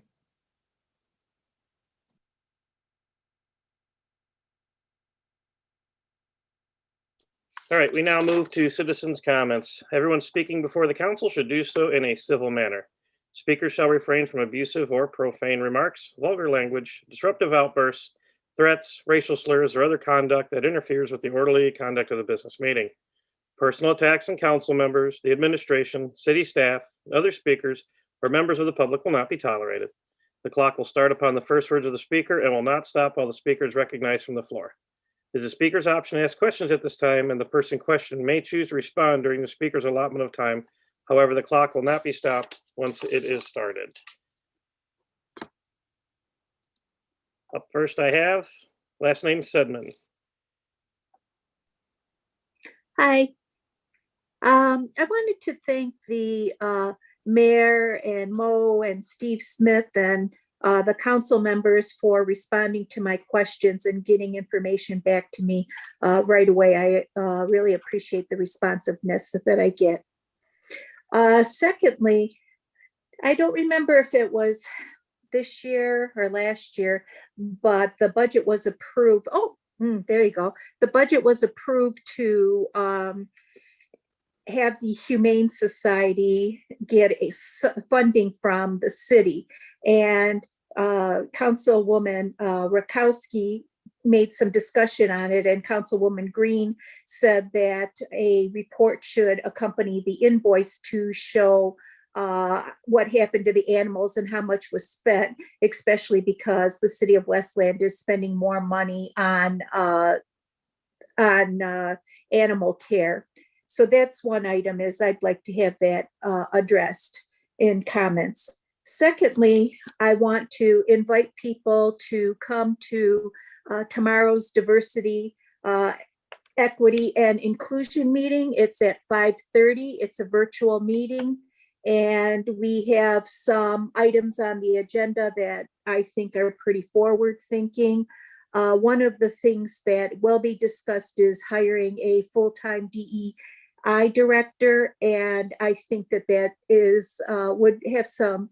I'd welcome some information from the citizens on that particular position, because I see that also as a need for a social worker with the police department too, which is off topic, but I just wanted you to know that a DEI director is something that we will be talking to, and also personal pronouns for she, he, they, them, we, etc. So please attend 5:30 tomorrow, virtual. Thank you. Thank you. Next, I have last name Wooten. Good evening. My name is Robin Wooten. I am representing Fairfield Glades condominium subdivision. Wanted to see if there was anything that we can add to a list for the planning department. During our last homeowners association meeting, it was requested that we have speed bumps put into our subdivision. We can have for years have continuously struggled with speeders that live in the subdivision as well as visitors in the subdivision. We've had the opportunity to have a police presence. We've had the opportunity to have a speed, I don't know what you call it, but they have the y'all know what I'm talking about. The thing that they put in the subdivision to show your speed. We've had that and that worked. However, during COVID, we've experienced a lot of parking, possibly because of more people moving into the subdivision with numerous homes, and children are coming in and out of cars. We've had almost a lot of could be accidents. So we're looking for possibly some support and maybe getting speed bumps, signage, anything that we can do to make our subdivision a little safer. Not quite sure how to do that, but looking for support. All right, well, I think the mayor will be able to talk to you. We'll have you reach out to the mayor's office. That number's available on the website. The mayor just heard you bring it up and we wrote it down. So I think myself and the council members will also send him an email after this. So do reach out to him and I'm sure he'll be able to get back to you. All right, next, let's see here. Oh, trying to do too much at once. Last name Pruitt. Hello, Pastor Edward Pruitt, a resident of Westland. I am looking forward to council taking time to look at the additional items in the Westland Code of Ordinance. It would be great if what was already found that requires a further look was disclosed to the public. Remember, it did take 6 months for items F and G to be placed on the city council agenda. We must not take another 6 months to look into the rest. Looking through the current electronic version of the Code of Ordinance dated December 11th, 2020, one area did stick out quickly. I found concerns with the Westland Code of Ordinance 98.1 and 98.2. These ordinances cover handicap parking. In 98.1, the description appears to be outdated for display mechanisms. In 98.2, there appears to be outdated definitions. In both, there appears to be outdated terminology. I looked at this today. Having these items on the book not updated appropriately leaves room for further gotcha ticketing practices. It further appears that the outdated information is not in alignment with state law, namely state law 257.675 and 257.803F. In 6 months, this could have been addressed as well. We can't continue to slow roll the process for actions affecting certain sections of the community more disproportionately than others, which is often what occurs. And it is okay to fully involve the community in the process too. It is time that a full assessment is completed, presented and approved in a timely, intentional, high prioritized manner.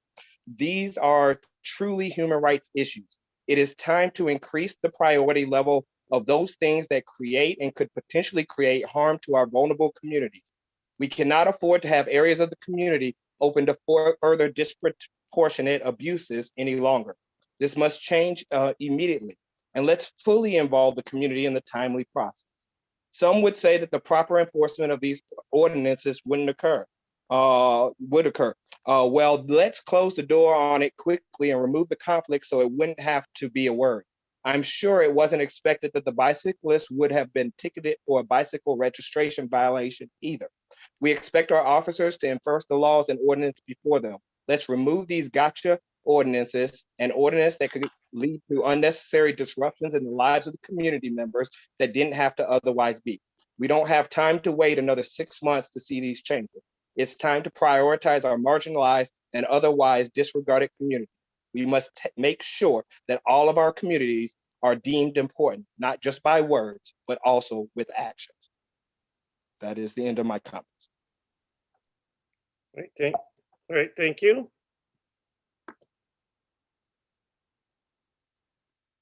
Last name, Sampy. Hello. Oh, hello. Yeah, you did. Good evening, everyone. My name is Melissa Sampy, and I have been a lifelong resident of Westland. So I wanted just to take a few minutes. I know you guys get a lot of comments that are negative, but I want to put some positive light.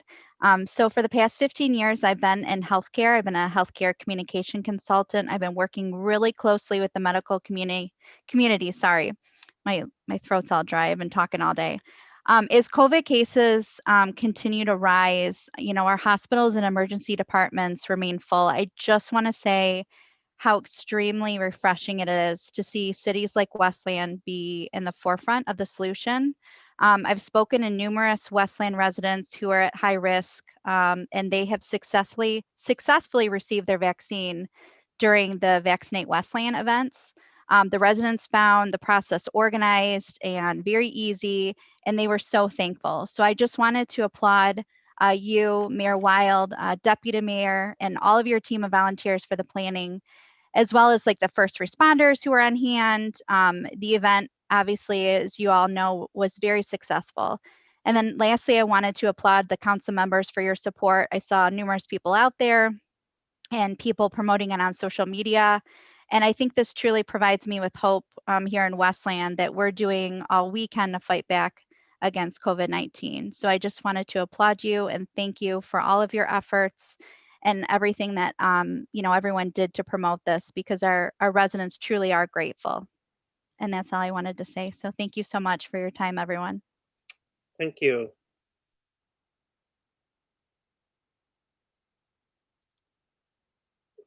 Phone number ending in 017.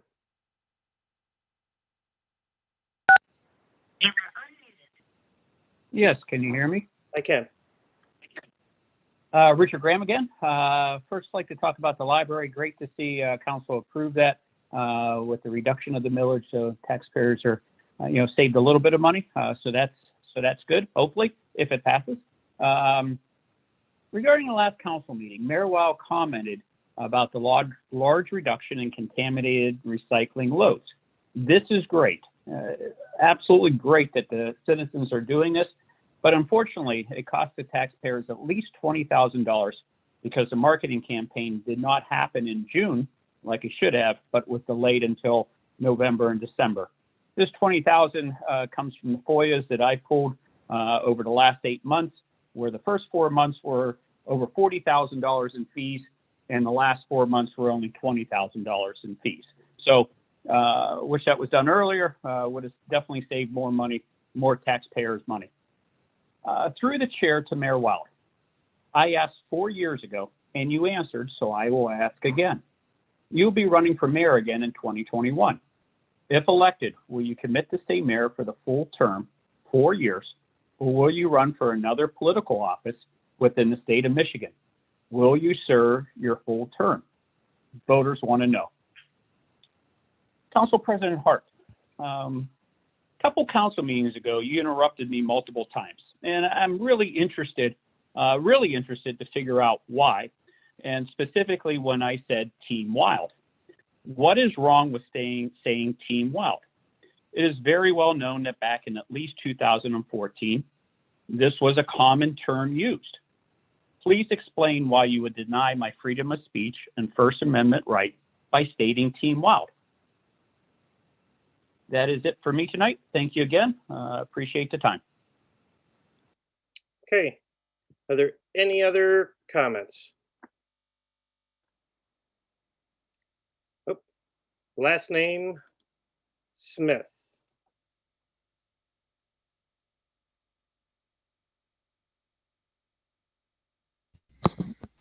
Hello? I can hear you. Okay, thank you. I hope everyone's having a good night.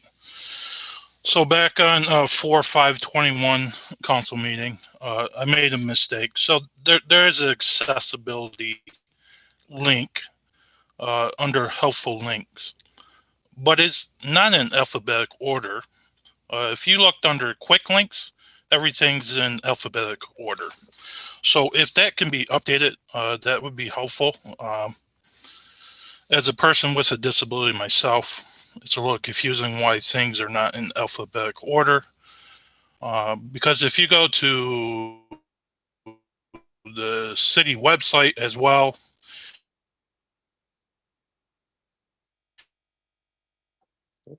Steve, I think we lost you. I don't know if your connection's having an issue.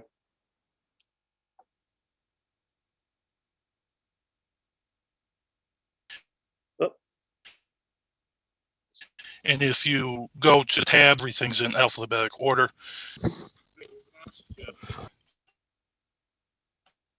Hey, Steve, Mr. Smith. Hello? Yeah, you're breaking up pretty bad, and we're really not being able to. I've paused your timer here because I want to make sure you have the opportunity. But you're just breaking up pretty bad. You have like a bad connection or something? I'm not sure if it's on my end or your end, because when I heard other people speak, they were breaking up too. Okay. I didn't hear anybody Hello? else, so I'm just making sure. So you can hear me right now just fine?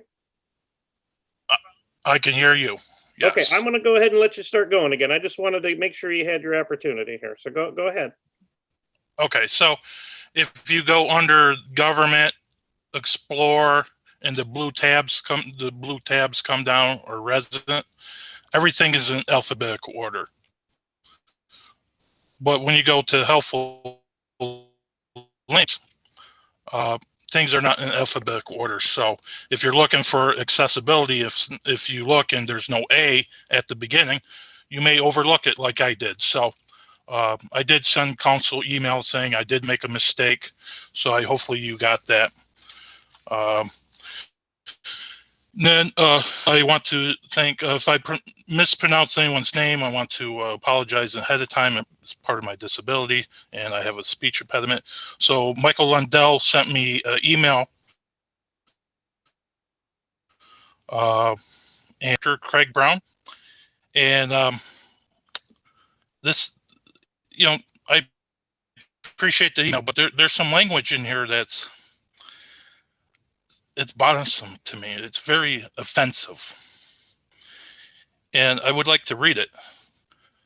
It says, hopefully this helps alleviate any personal concerns that we are not trying to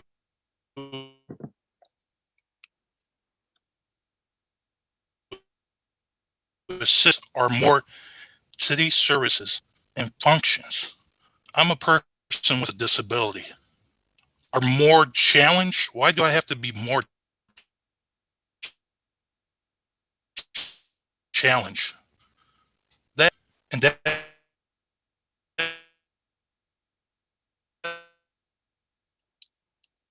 Yeah, I think we're over time right now, and I've extended some. I think with that, Mr. Smith, if you can hear us, just go ahead and send us another email or talk to us when you can. Just the connection's dropped completely.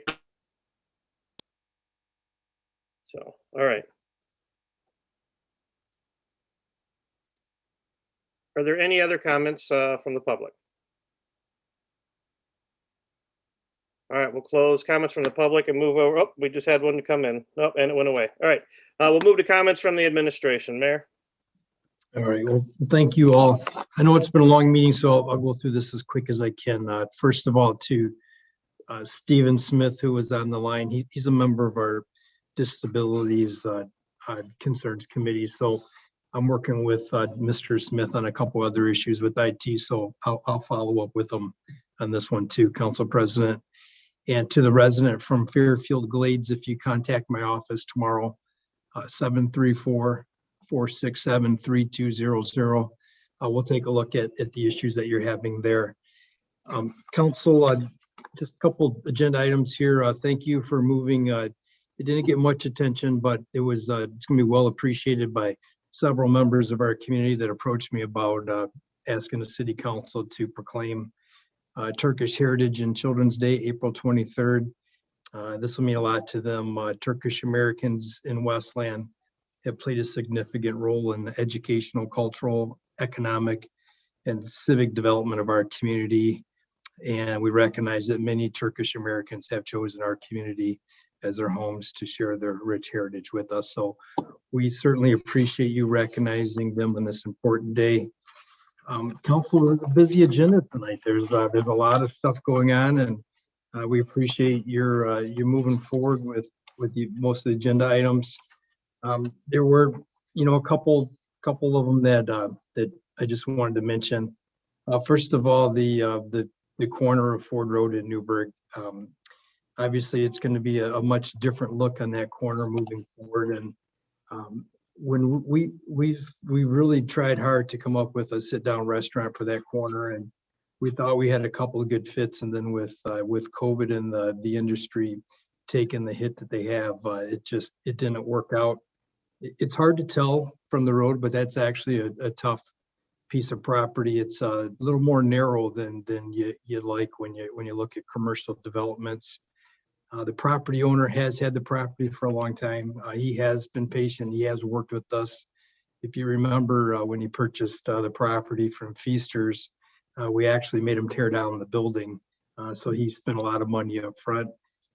When we first heard about the car wash, while we were intrigued by the look of it, it's a pretty modern, really cool place. Council had just recently approved a car wash just north of Ford Road on Newburgh. So we pushed back on it when those plans had fell through, and these folks came back to us, and then they also had the additional land where they were going to try to attract some commercial tenants. We think that those units there would be great for some of the popular fast casuals that our community, our residents like. We felt comfortable with it. We asked them to do a lot of DDA improvements, and you can see they did.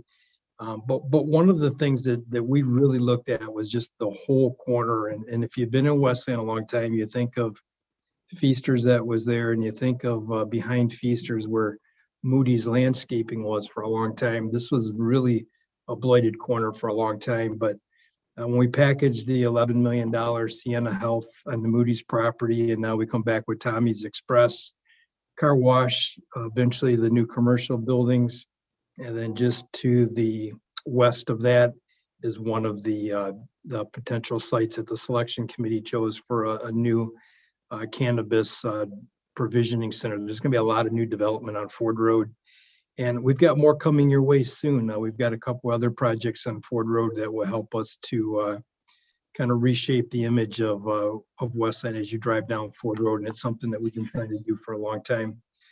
The other one was the housing project on Warren Road, and I know that this one has been tough start to finish on this one. It is a tough piece of property, and that's probably why it hasn't been developed in the past. We're really intrigued by this housing product. It's something that we don't have in Westland. As we look at some of these more challenged spots, we know that there's a residential market. Residential new construction drives economic development. So we're trying to, figure out what the market will hold. It's a really neat looking product that if it's successful here, we may see it on some of our other challenge corners in town as well. And with the fact that they can, this building's 11 units. In the past, we have not seen a viable product that could make it at that price point. But with what we saw what the market is for these and the price that they're going to be getting for 2 bedrooms, it really opens up a lot of opportunities for us on some of these other parcels as well. Just a quick update on our COVID vaccination process. We've worked collectively here in Westland with Wayne County Community College and Kroger's and St. Mary's Hospital, and our Westland team has participated in vaccinating over 8,700 residents. While that may not sound like a lot when you look at 85,000 residents, that their other residents are using their health systems and Myers and some of the pharmacies. And so it's a collective effort, but we know that we're doing our part. We have been successful in bringing a vaccination site to the city of Westland at the Mike Madonna Ice Arena as part of our partnership with Kroger. We'll be back out there this Thursday and Friday. This will mark the return of the folks that had their first vaccination. 250 of them will be coming back both days, and Kroger's has allotted another 250 per day. So we'll vaccinate 1,000 residents this week as well. And we encourage people to keep registering. You can register online or use the Click and Fix app or call my office. And then as the appointments become available, we'll call you to set those appointments. So Chief Morris, the whole Vaccinate Westland teams are doing a great job. Council, we appreciate your support. Many of you have volunteered on the site, and you've also been very helpful to getting the word out and getting residents in the queue for this. The chief and I are going to have a conversation tomorrow with Kroger's. We're going to try to utilize some of our on-the-road vaccinations to vaccinate some homeless residents in Westland, and we're going to be working with the Full Gospel Temple Missionary Church on Palmer Road and see if we can help them with some vaccinations. And we're also like to make sure that the Wayne County Resource Center is on our list as well. So we're going to continue to do that. It's good work, and Chief Morrison's team's doing a great job. Council, an invite will be coming to you electronically tomorrow to join the City of Westland as we celebrate Earth Day on Thursday. We're going to be at the Recycling Center at 10:30 a.m. If you remember, Council, you approved a grant that we received from the state of Michigan Eagle to do some asphalting and some improvements at the Recycling Center. So we're going to highlight those. We're also going to be recognizing Wayne County Executive Warren Evans for his work connecting the community to green spaces from Westland to Holiday Park. We're going to be recognizing the Wayne Westland Community School District for their recent purchase of propane powered buses.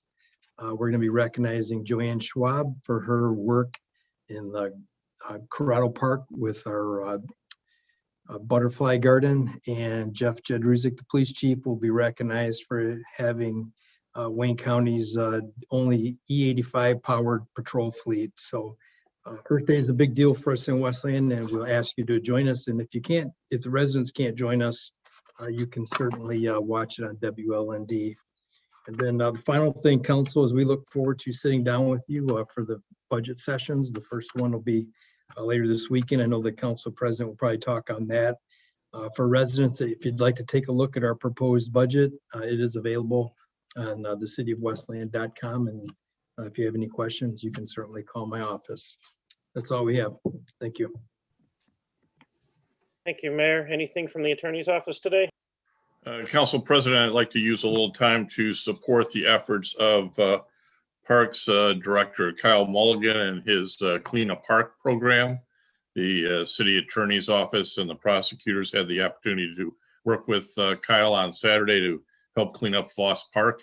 It was a good effort for everybody. We got a lot of stuff picked up, and I put a challenge out to other groups in the city, maybe the youth sports, maybe some churches, Boy and Girl Scout groups, the library, the Chamber of Commerce, the civic clubs. Call Kyle Mulligan at 734-722-7620 and help them out. Take one of these parks.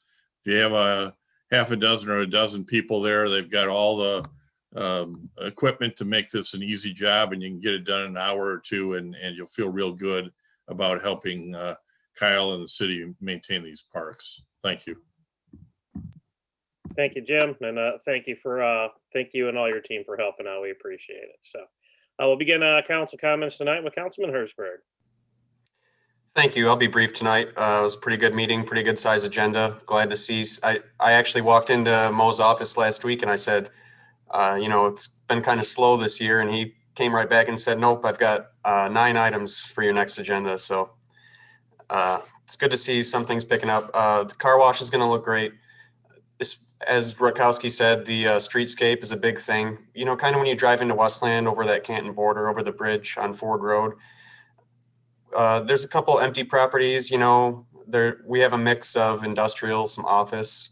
While you cross the bridge, it's 100% commercial. So bringing that streetscape down farther down Ford Road is huge in my eye. And I think, as maybe the city attorney or Mo had mentioned, I do believe it'll draw further investment. We couldn't get the restaurant before, but maybe after they see this thing open and how things start to look, I think we'll get some bites. Anyways, just a couple of comments. Ms. Sedman, you brought up the reports from the Michigan Humane Society. I have not seen any reports to date, unfortunately. So yeah, that's the answer to that. And then to Steve Smith, your audio was cutting out pretty badly. I did read your email, so I know what you were talking about. I think most of us knew what you were talking about. And I was under the impression that we were actually already working to get that language and stuff cleaned up on the website. But if you want to give me a call, my cell phone number is 734-578-3412. And I'd be happy to talk to you more about it. Or if you have any more suggestions too, we're happy to make those changes always. And then Mr. Pruitt brought up again about the ordinances, why 6 months. It actually took about 30 years before somebody noticed. It did take 6 months since we were talking about it. It does take time. The subcommittee has to meet. We have to review it. We forward that language to the attorney. We kind of get the gist from the rest of council before we do any of that. It does usually take more than a month at least. Usually the president or the pro tem kind of should be following up and doing these subcommittees, but it was myself, Councilman Godbout, and Councilman McDermott that took the initiative on that. So as you said, I mentioned it too, there's a lot more ordinances that we have to look at. I took note of the one you mentioned. I would like to talk to you specifically about that and what you were referring to in 98, 1 and 2. That's about it. I have no further comments. I don't want to rehash any of the votes. Those are done with. But I do want to say that the head shaking and, some comments, they're getting out of hand. The council president doesn't seem to miss an opportunity to throw out a jab or two. I have a right to ask questions at the meeting, whether I know the answers or not. So that's it for me. Thank you. Thank you. Next, we have Councilwoman Green. Thank you. I just wanted to start by letting Ms. Denise Sedman know that I sent you a message. Oh my goodness. Anyhow, you're just going to hear an alarm going off because I can't get up and turn it off. I'd like. You want me to come back to you, Councilwoman? I mean, I can do that. Thank you. So I can turn this alarm. Yeah, I'll just go to the next one. We'll come right back to you. Oh, thank you. No worries. I'll just pick Councilman McDermott. He's right above you in the Brady bunch there. So I'll go to Councilman McDermott. Wow, I get to not go near the end. They put us big talkers at the beginning for once. Thank you, Council President. Appreciate that. Just a couple of things here tonight. I want to thank our new library director, Director Roth, the library, the librarians, the library board and staff for bringing that millage before us and bringing kind of a long-term plan as far as what developments, changes, and infrastructural improvements they need and want to see at the library. So excited to be able to support them on that. And then obviously it remains to be seen if our residents will support the new millage that we are looking to adopt with the Westland Public Library. But thank you again to Director Roth, the library staff, librarians, and the board on that one.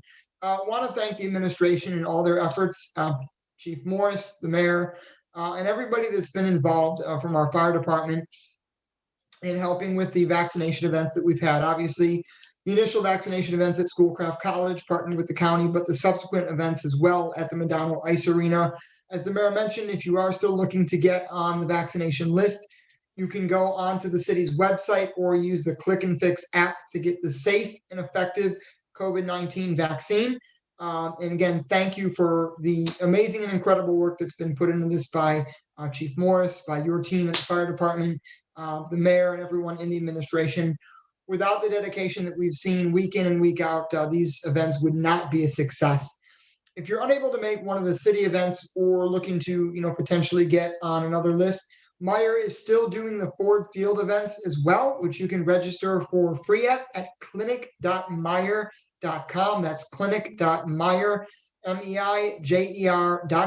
No S in Myers, in spite of what we may say here in Michigan. It is clinic.meyer.com for the Ford Field event to get the free, safe, and effective COVID-19 vaccine. And then I also wanted to applaud the administration's effort on taking the initiative to get our homeless residents, those without a home, vaccinated. I think that is critically important. Too often, those individuals are not able to get the information and access it the way we are. So to be proactive and get that out into the community to those residents without a home, I really appreciate that initiative. Excited to see the old Feister RV site get redeveloped with the new Tommy's Express car wash. I think that's going to look great there at that corner, especially with the streetscaping that's going to be there as part of our downtown development here in Westland. So really excited as residents come in through Canton Township and off the freeway that they're going to be seeing new, nice, really beautiful looking development there at the corner of Ford and Newburgh. Wanted to also say that I, saw what Pastor Pruitt said in regards to 98.1 and 98.2 regarding handicap parking, and certainly am willing to go back and take a look at that as well. And then just wanted to, echo the comments that Commissioner Sedman said in regards to the DEI board taking a look at social workers partnering with our police department. I think that that's something I've advocated for here in the past. Had the opportunity to discuss that with the mayor, also with the police chief, and some members of the PD as well. So really excited to be able to work on that initiative, whether it's a private partnership between the city and an outside organization, or my preference being able to funding a lot, hire a couple of social workers to work with the police department here. I think taking that initiatives, especially when we're reminded in the wake of the Dante Wright situation and the tragedy that happened in that situation in Minnesota yet again. I think it's more pertinent now than ever to have this conversation and potentially have our community partner or be able to bring in social workers as well. And with that, I bid you all a good evening. Thank you. Thank you. Councilwoman Green, you're back up. You good? I'm terribly sorry. Thank you. Okay, yes, Ms. Sedman, I sent you a response with some information.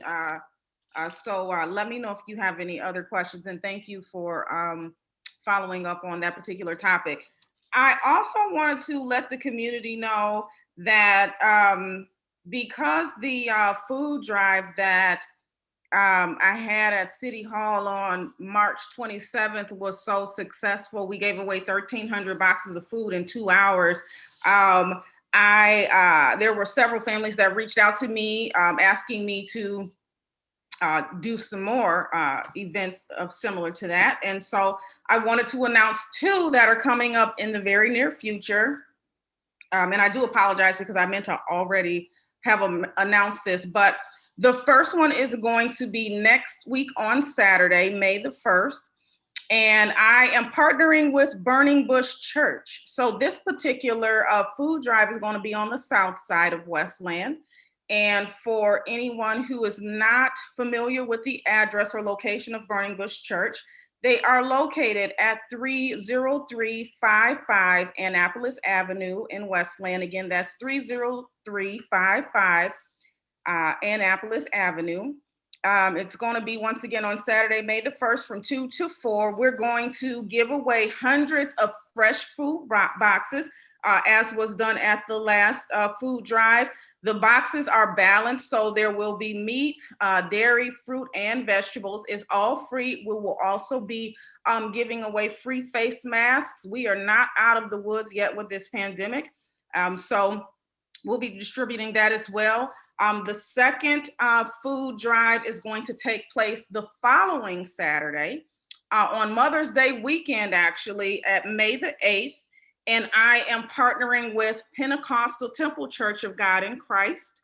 And their address is 30043 Parkwood Street. And it's actually right on the corner of Henry Ruff and Parkwood are the cross streets. That's just south of Avondale on the corner of Henry Ruff and Parkwood. That's going to be, again, Saturday, May 8th from 2 to 4.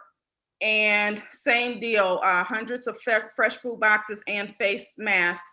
So I'll be posting more information on this on my Facebook page. You can find more detail on Councilwoman Tasha Green, or you can give me a call directly. I definitely welcome that. My cell phone number is 734-828-7010.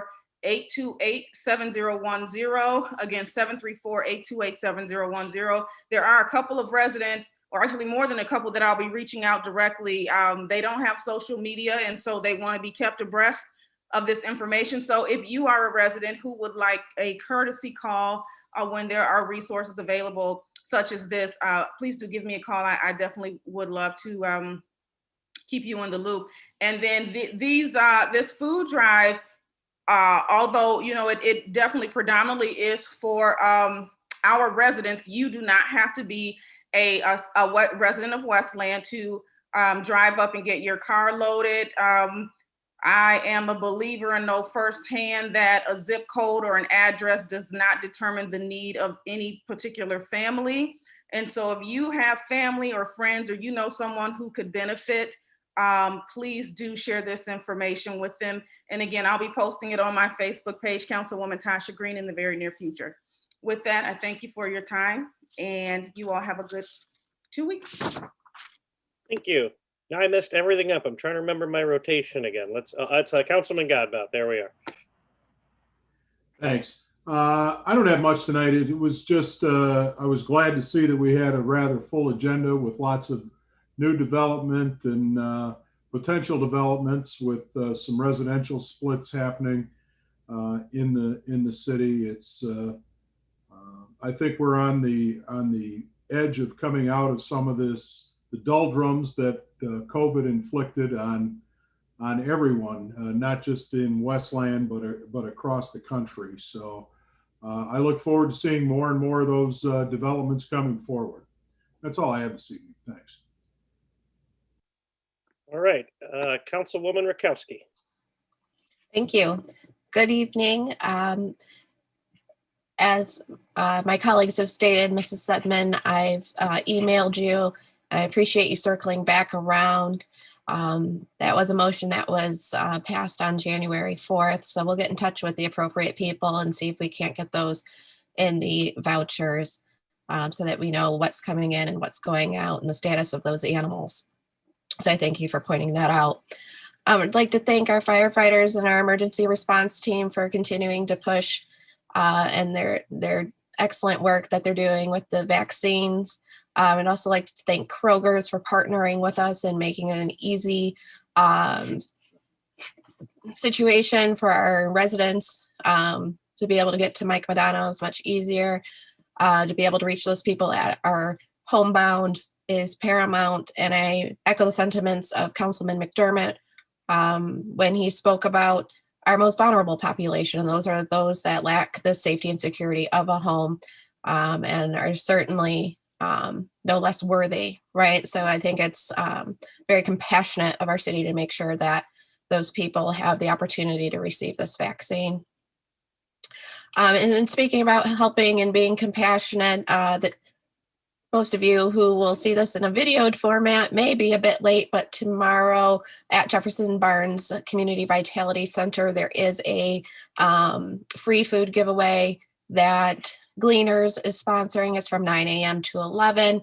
You do not need to have your ID. You do not need to get out of your car, but they will be offering 30 pounds of fresh food, including milk, fresh fruits, vegetables, lean proteins, and other shelf-stable items. So that's tomorrow. And we're just really so humbled every week when we get to come on here and talk about what Gleaners is providing for our community.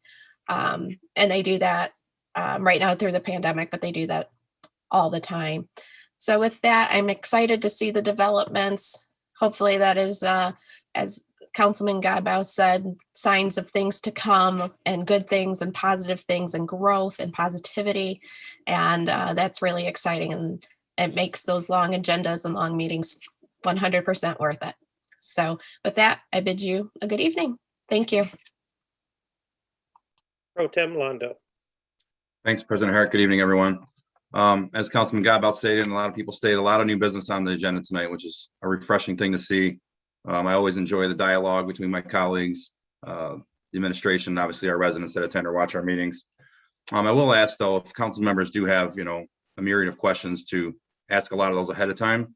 We get our agendas 5 days before our council meeting. So I think that's an adequate amount of time to get a lot of your questions answered beforehand. Also prepare directors of what might be upcoming at the council meeting as well. So we always talk about being business friendly.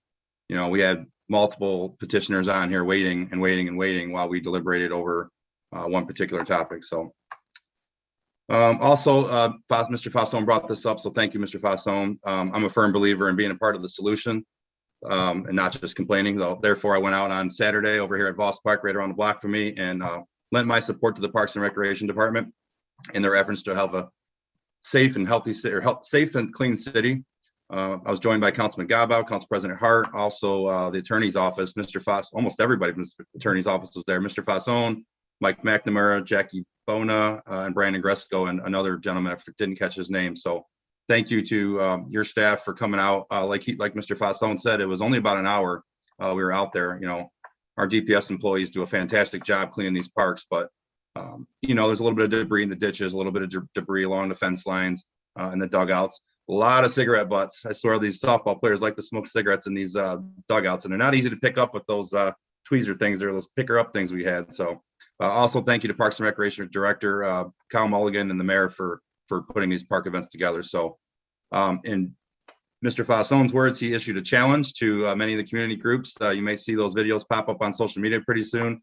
He issued a challenge to the public defenders. So I'll issue a challenge to my colleagues on council to roll up your sleeves and get out there and support us in the efforts to clean our 19 parks. They'll be every third Saturday, I believe, of the month. And you can get with Kyle Mulligan to get more information on that. It's also that time of year now where you're starting to see some of the orange barrels out there. And normally people don't like to see orange barrels. However, I can tell you a lot of people are happy to see the repaving of Wayne Road. So I want to thank our county executive, Warren Evans, the county roads department, also our commissioner, Glenn Anderson, working with the city to get this project done. It's long overdue. So to the residents that travel Wayne Road, or the businesses, just pack your patience, please, and it'll be done before you know it. It was mentioned earlier during citizens' comments, resident spoke, Melissa Sampe, talked about thanking the Vaccinate Westland team. It really has been a team effort, and I want to thank everybody. I thank them every meeting and every chance I get. I thank Chief Morris. I appreciate your very, very thorough emails that you send us with the updates. I really, really appreciate the fact that you send those out to us. I try to respond. If I don't respond, I'll tell you every meeting at least that I appreciate you sending those out. It really, really helps our efforts if residents have questions or feedback on the Vaccinate Westland activities. I have had a chance to go out to the Mike McDonald Ice Arena and the Vista Tech Center to see firsthand the process, and it really is a smooth operation in either facility. Lastly, Council President, at the last meeting, in my notes, I forgot to mention it, so I'll just mention it really briefly. For those that don't know, Westland was awarded the American Public Works Association's 2020 Michigan Project of the Year Award in the category for quality of life projects less than $1 million. That was for the Schuman Road Sidewalk project. And that's between, I believe, Avondale and Palmer. So it really connects the schools, Hamilton Elementary and Adams Upper Elementary. I had went by and took a look at it, took some photos and threw it on my social media. That funding was approved through a SEMCOG grant, through the TAP grant, which is the Transportation Alternatives Program. So I appreciate, obviously, that getting completed, and I look forward to seeing more sidewalk improvements here in our community. That's it. Everyone have a good evening. Thank you. Begin my comments tonight, which will be brief, by thanking Pro Tem Londo for leading us in the Pledge of Allegiance. I'd also wanted to kind of reiterate to Mayor and Fire Chief, everybody involved, the vaccination programs. We've heard a lot of praise from it, and it really is. And I've heard from a lot of residents that have talked to me about how amazing it is and how quick it is for them to get in and out. I mean, because a lot of our residents that I talk to, their family and their friends, other communities, are still driving to Toledo, or they're driving hours away to get vaccinations, hours away. And I just talked to one of the business owners here who owns a restaurant and lives here in town. She got an appointment at Madano. She left the office within 10 minutes. She was getting an injection, and she was back at work again in 20 minutes later. She says, fantastic. So, and that's kudos to everybody working together and diligently on this. And I thank you. It really makes us look good. And I think we've set the unattainable gold standard for everybody else to follow. And I really thankful. And on behalf of the residents, I'm passing their praise along. They grab me in the grocery store. They call me on the phone. They send me emails. So I just wanted to pass that along to you and say thank you. With regards to earlier about, I'm not here to block anybody's free speech. It's horrible. What's important here is I'm the city council president, and one of the toughest jobs there is to maintain this meeting. Okay. This is a professional business meeting, and we're here to handle the business of the city. Okay. It's not a place for politics to happen, honestly. You can't ask political questions. You can't campaign up here. Not only is it unethical, immoral, I think it's illegal. Okay. And it's a violation of our policies and procedures.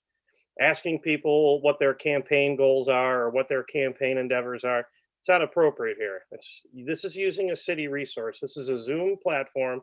We're using a city paid for resource, using employees of the city that are running this. And we can't go ahead and talk about political campaigns up here. Neither talking about them or answering questions about them. They're both inappropriate, and again, violation of our policies and procedures. Team Wild, Team Heart, Team this, these are all political things, and they don't have any place here. If you want to go ahead and do all the nasty things you want to, or just critique or whatever, or ask people these questions, you have to do it in the appropriate form.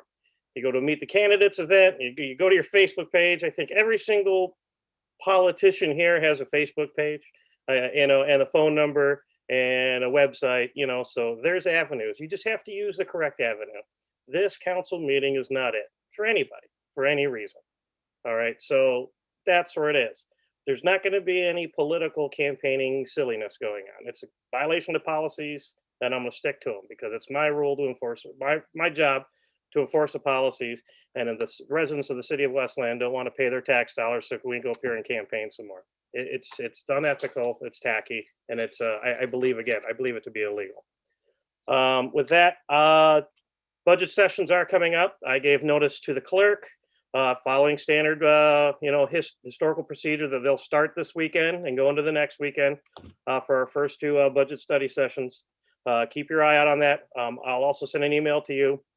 So normally they go up pretty quick, but that's the standard way we've been doing it every year, so nobody should be shocked. So we'll be able to get to those budget study sessions. I know the mayor and the administration are working on their calendar about who's on what day. So I think we're waiting for them to give me and us some information on what's on what day.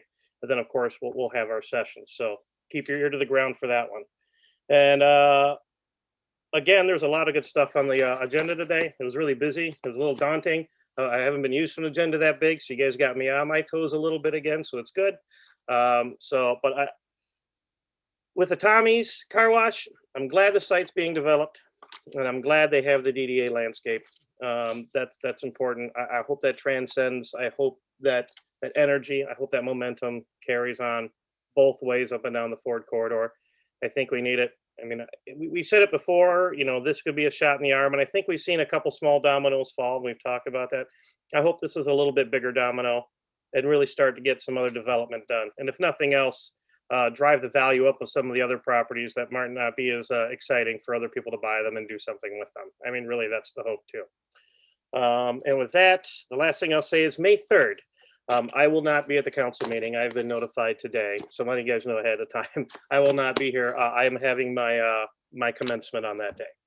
So the school has graciously told me that my commencement is May 3rd. So if you excuse me, bid me adieu. You only get your master's once in your lifetime, so I'm going to go do that. So thank you for everybody who's supported me along the way. This will be wrapping that up. So, and I'm going to take advantage of that with my wife. So we deserve it. So thank everybody for the wonderful conversation, the wonderful council meeting today. I thank you all. I thank you all. With that, is there a motion to adjourn? So move, Londo. Support McDermott. Good evening. Good evening, everyone. Congrats, Jim.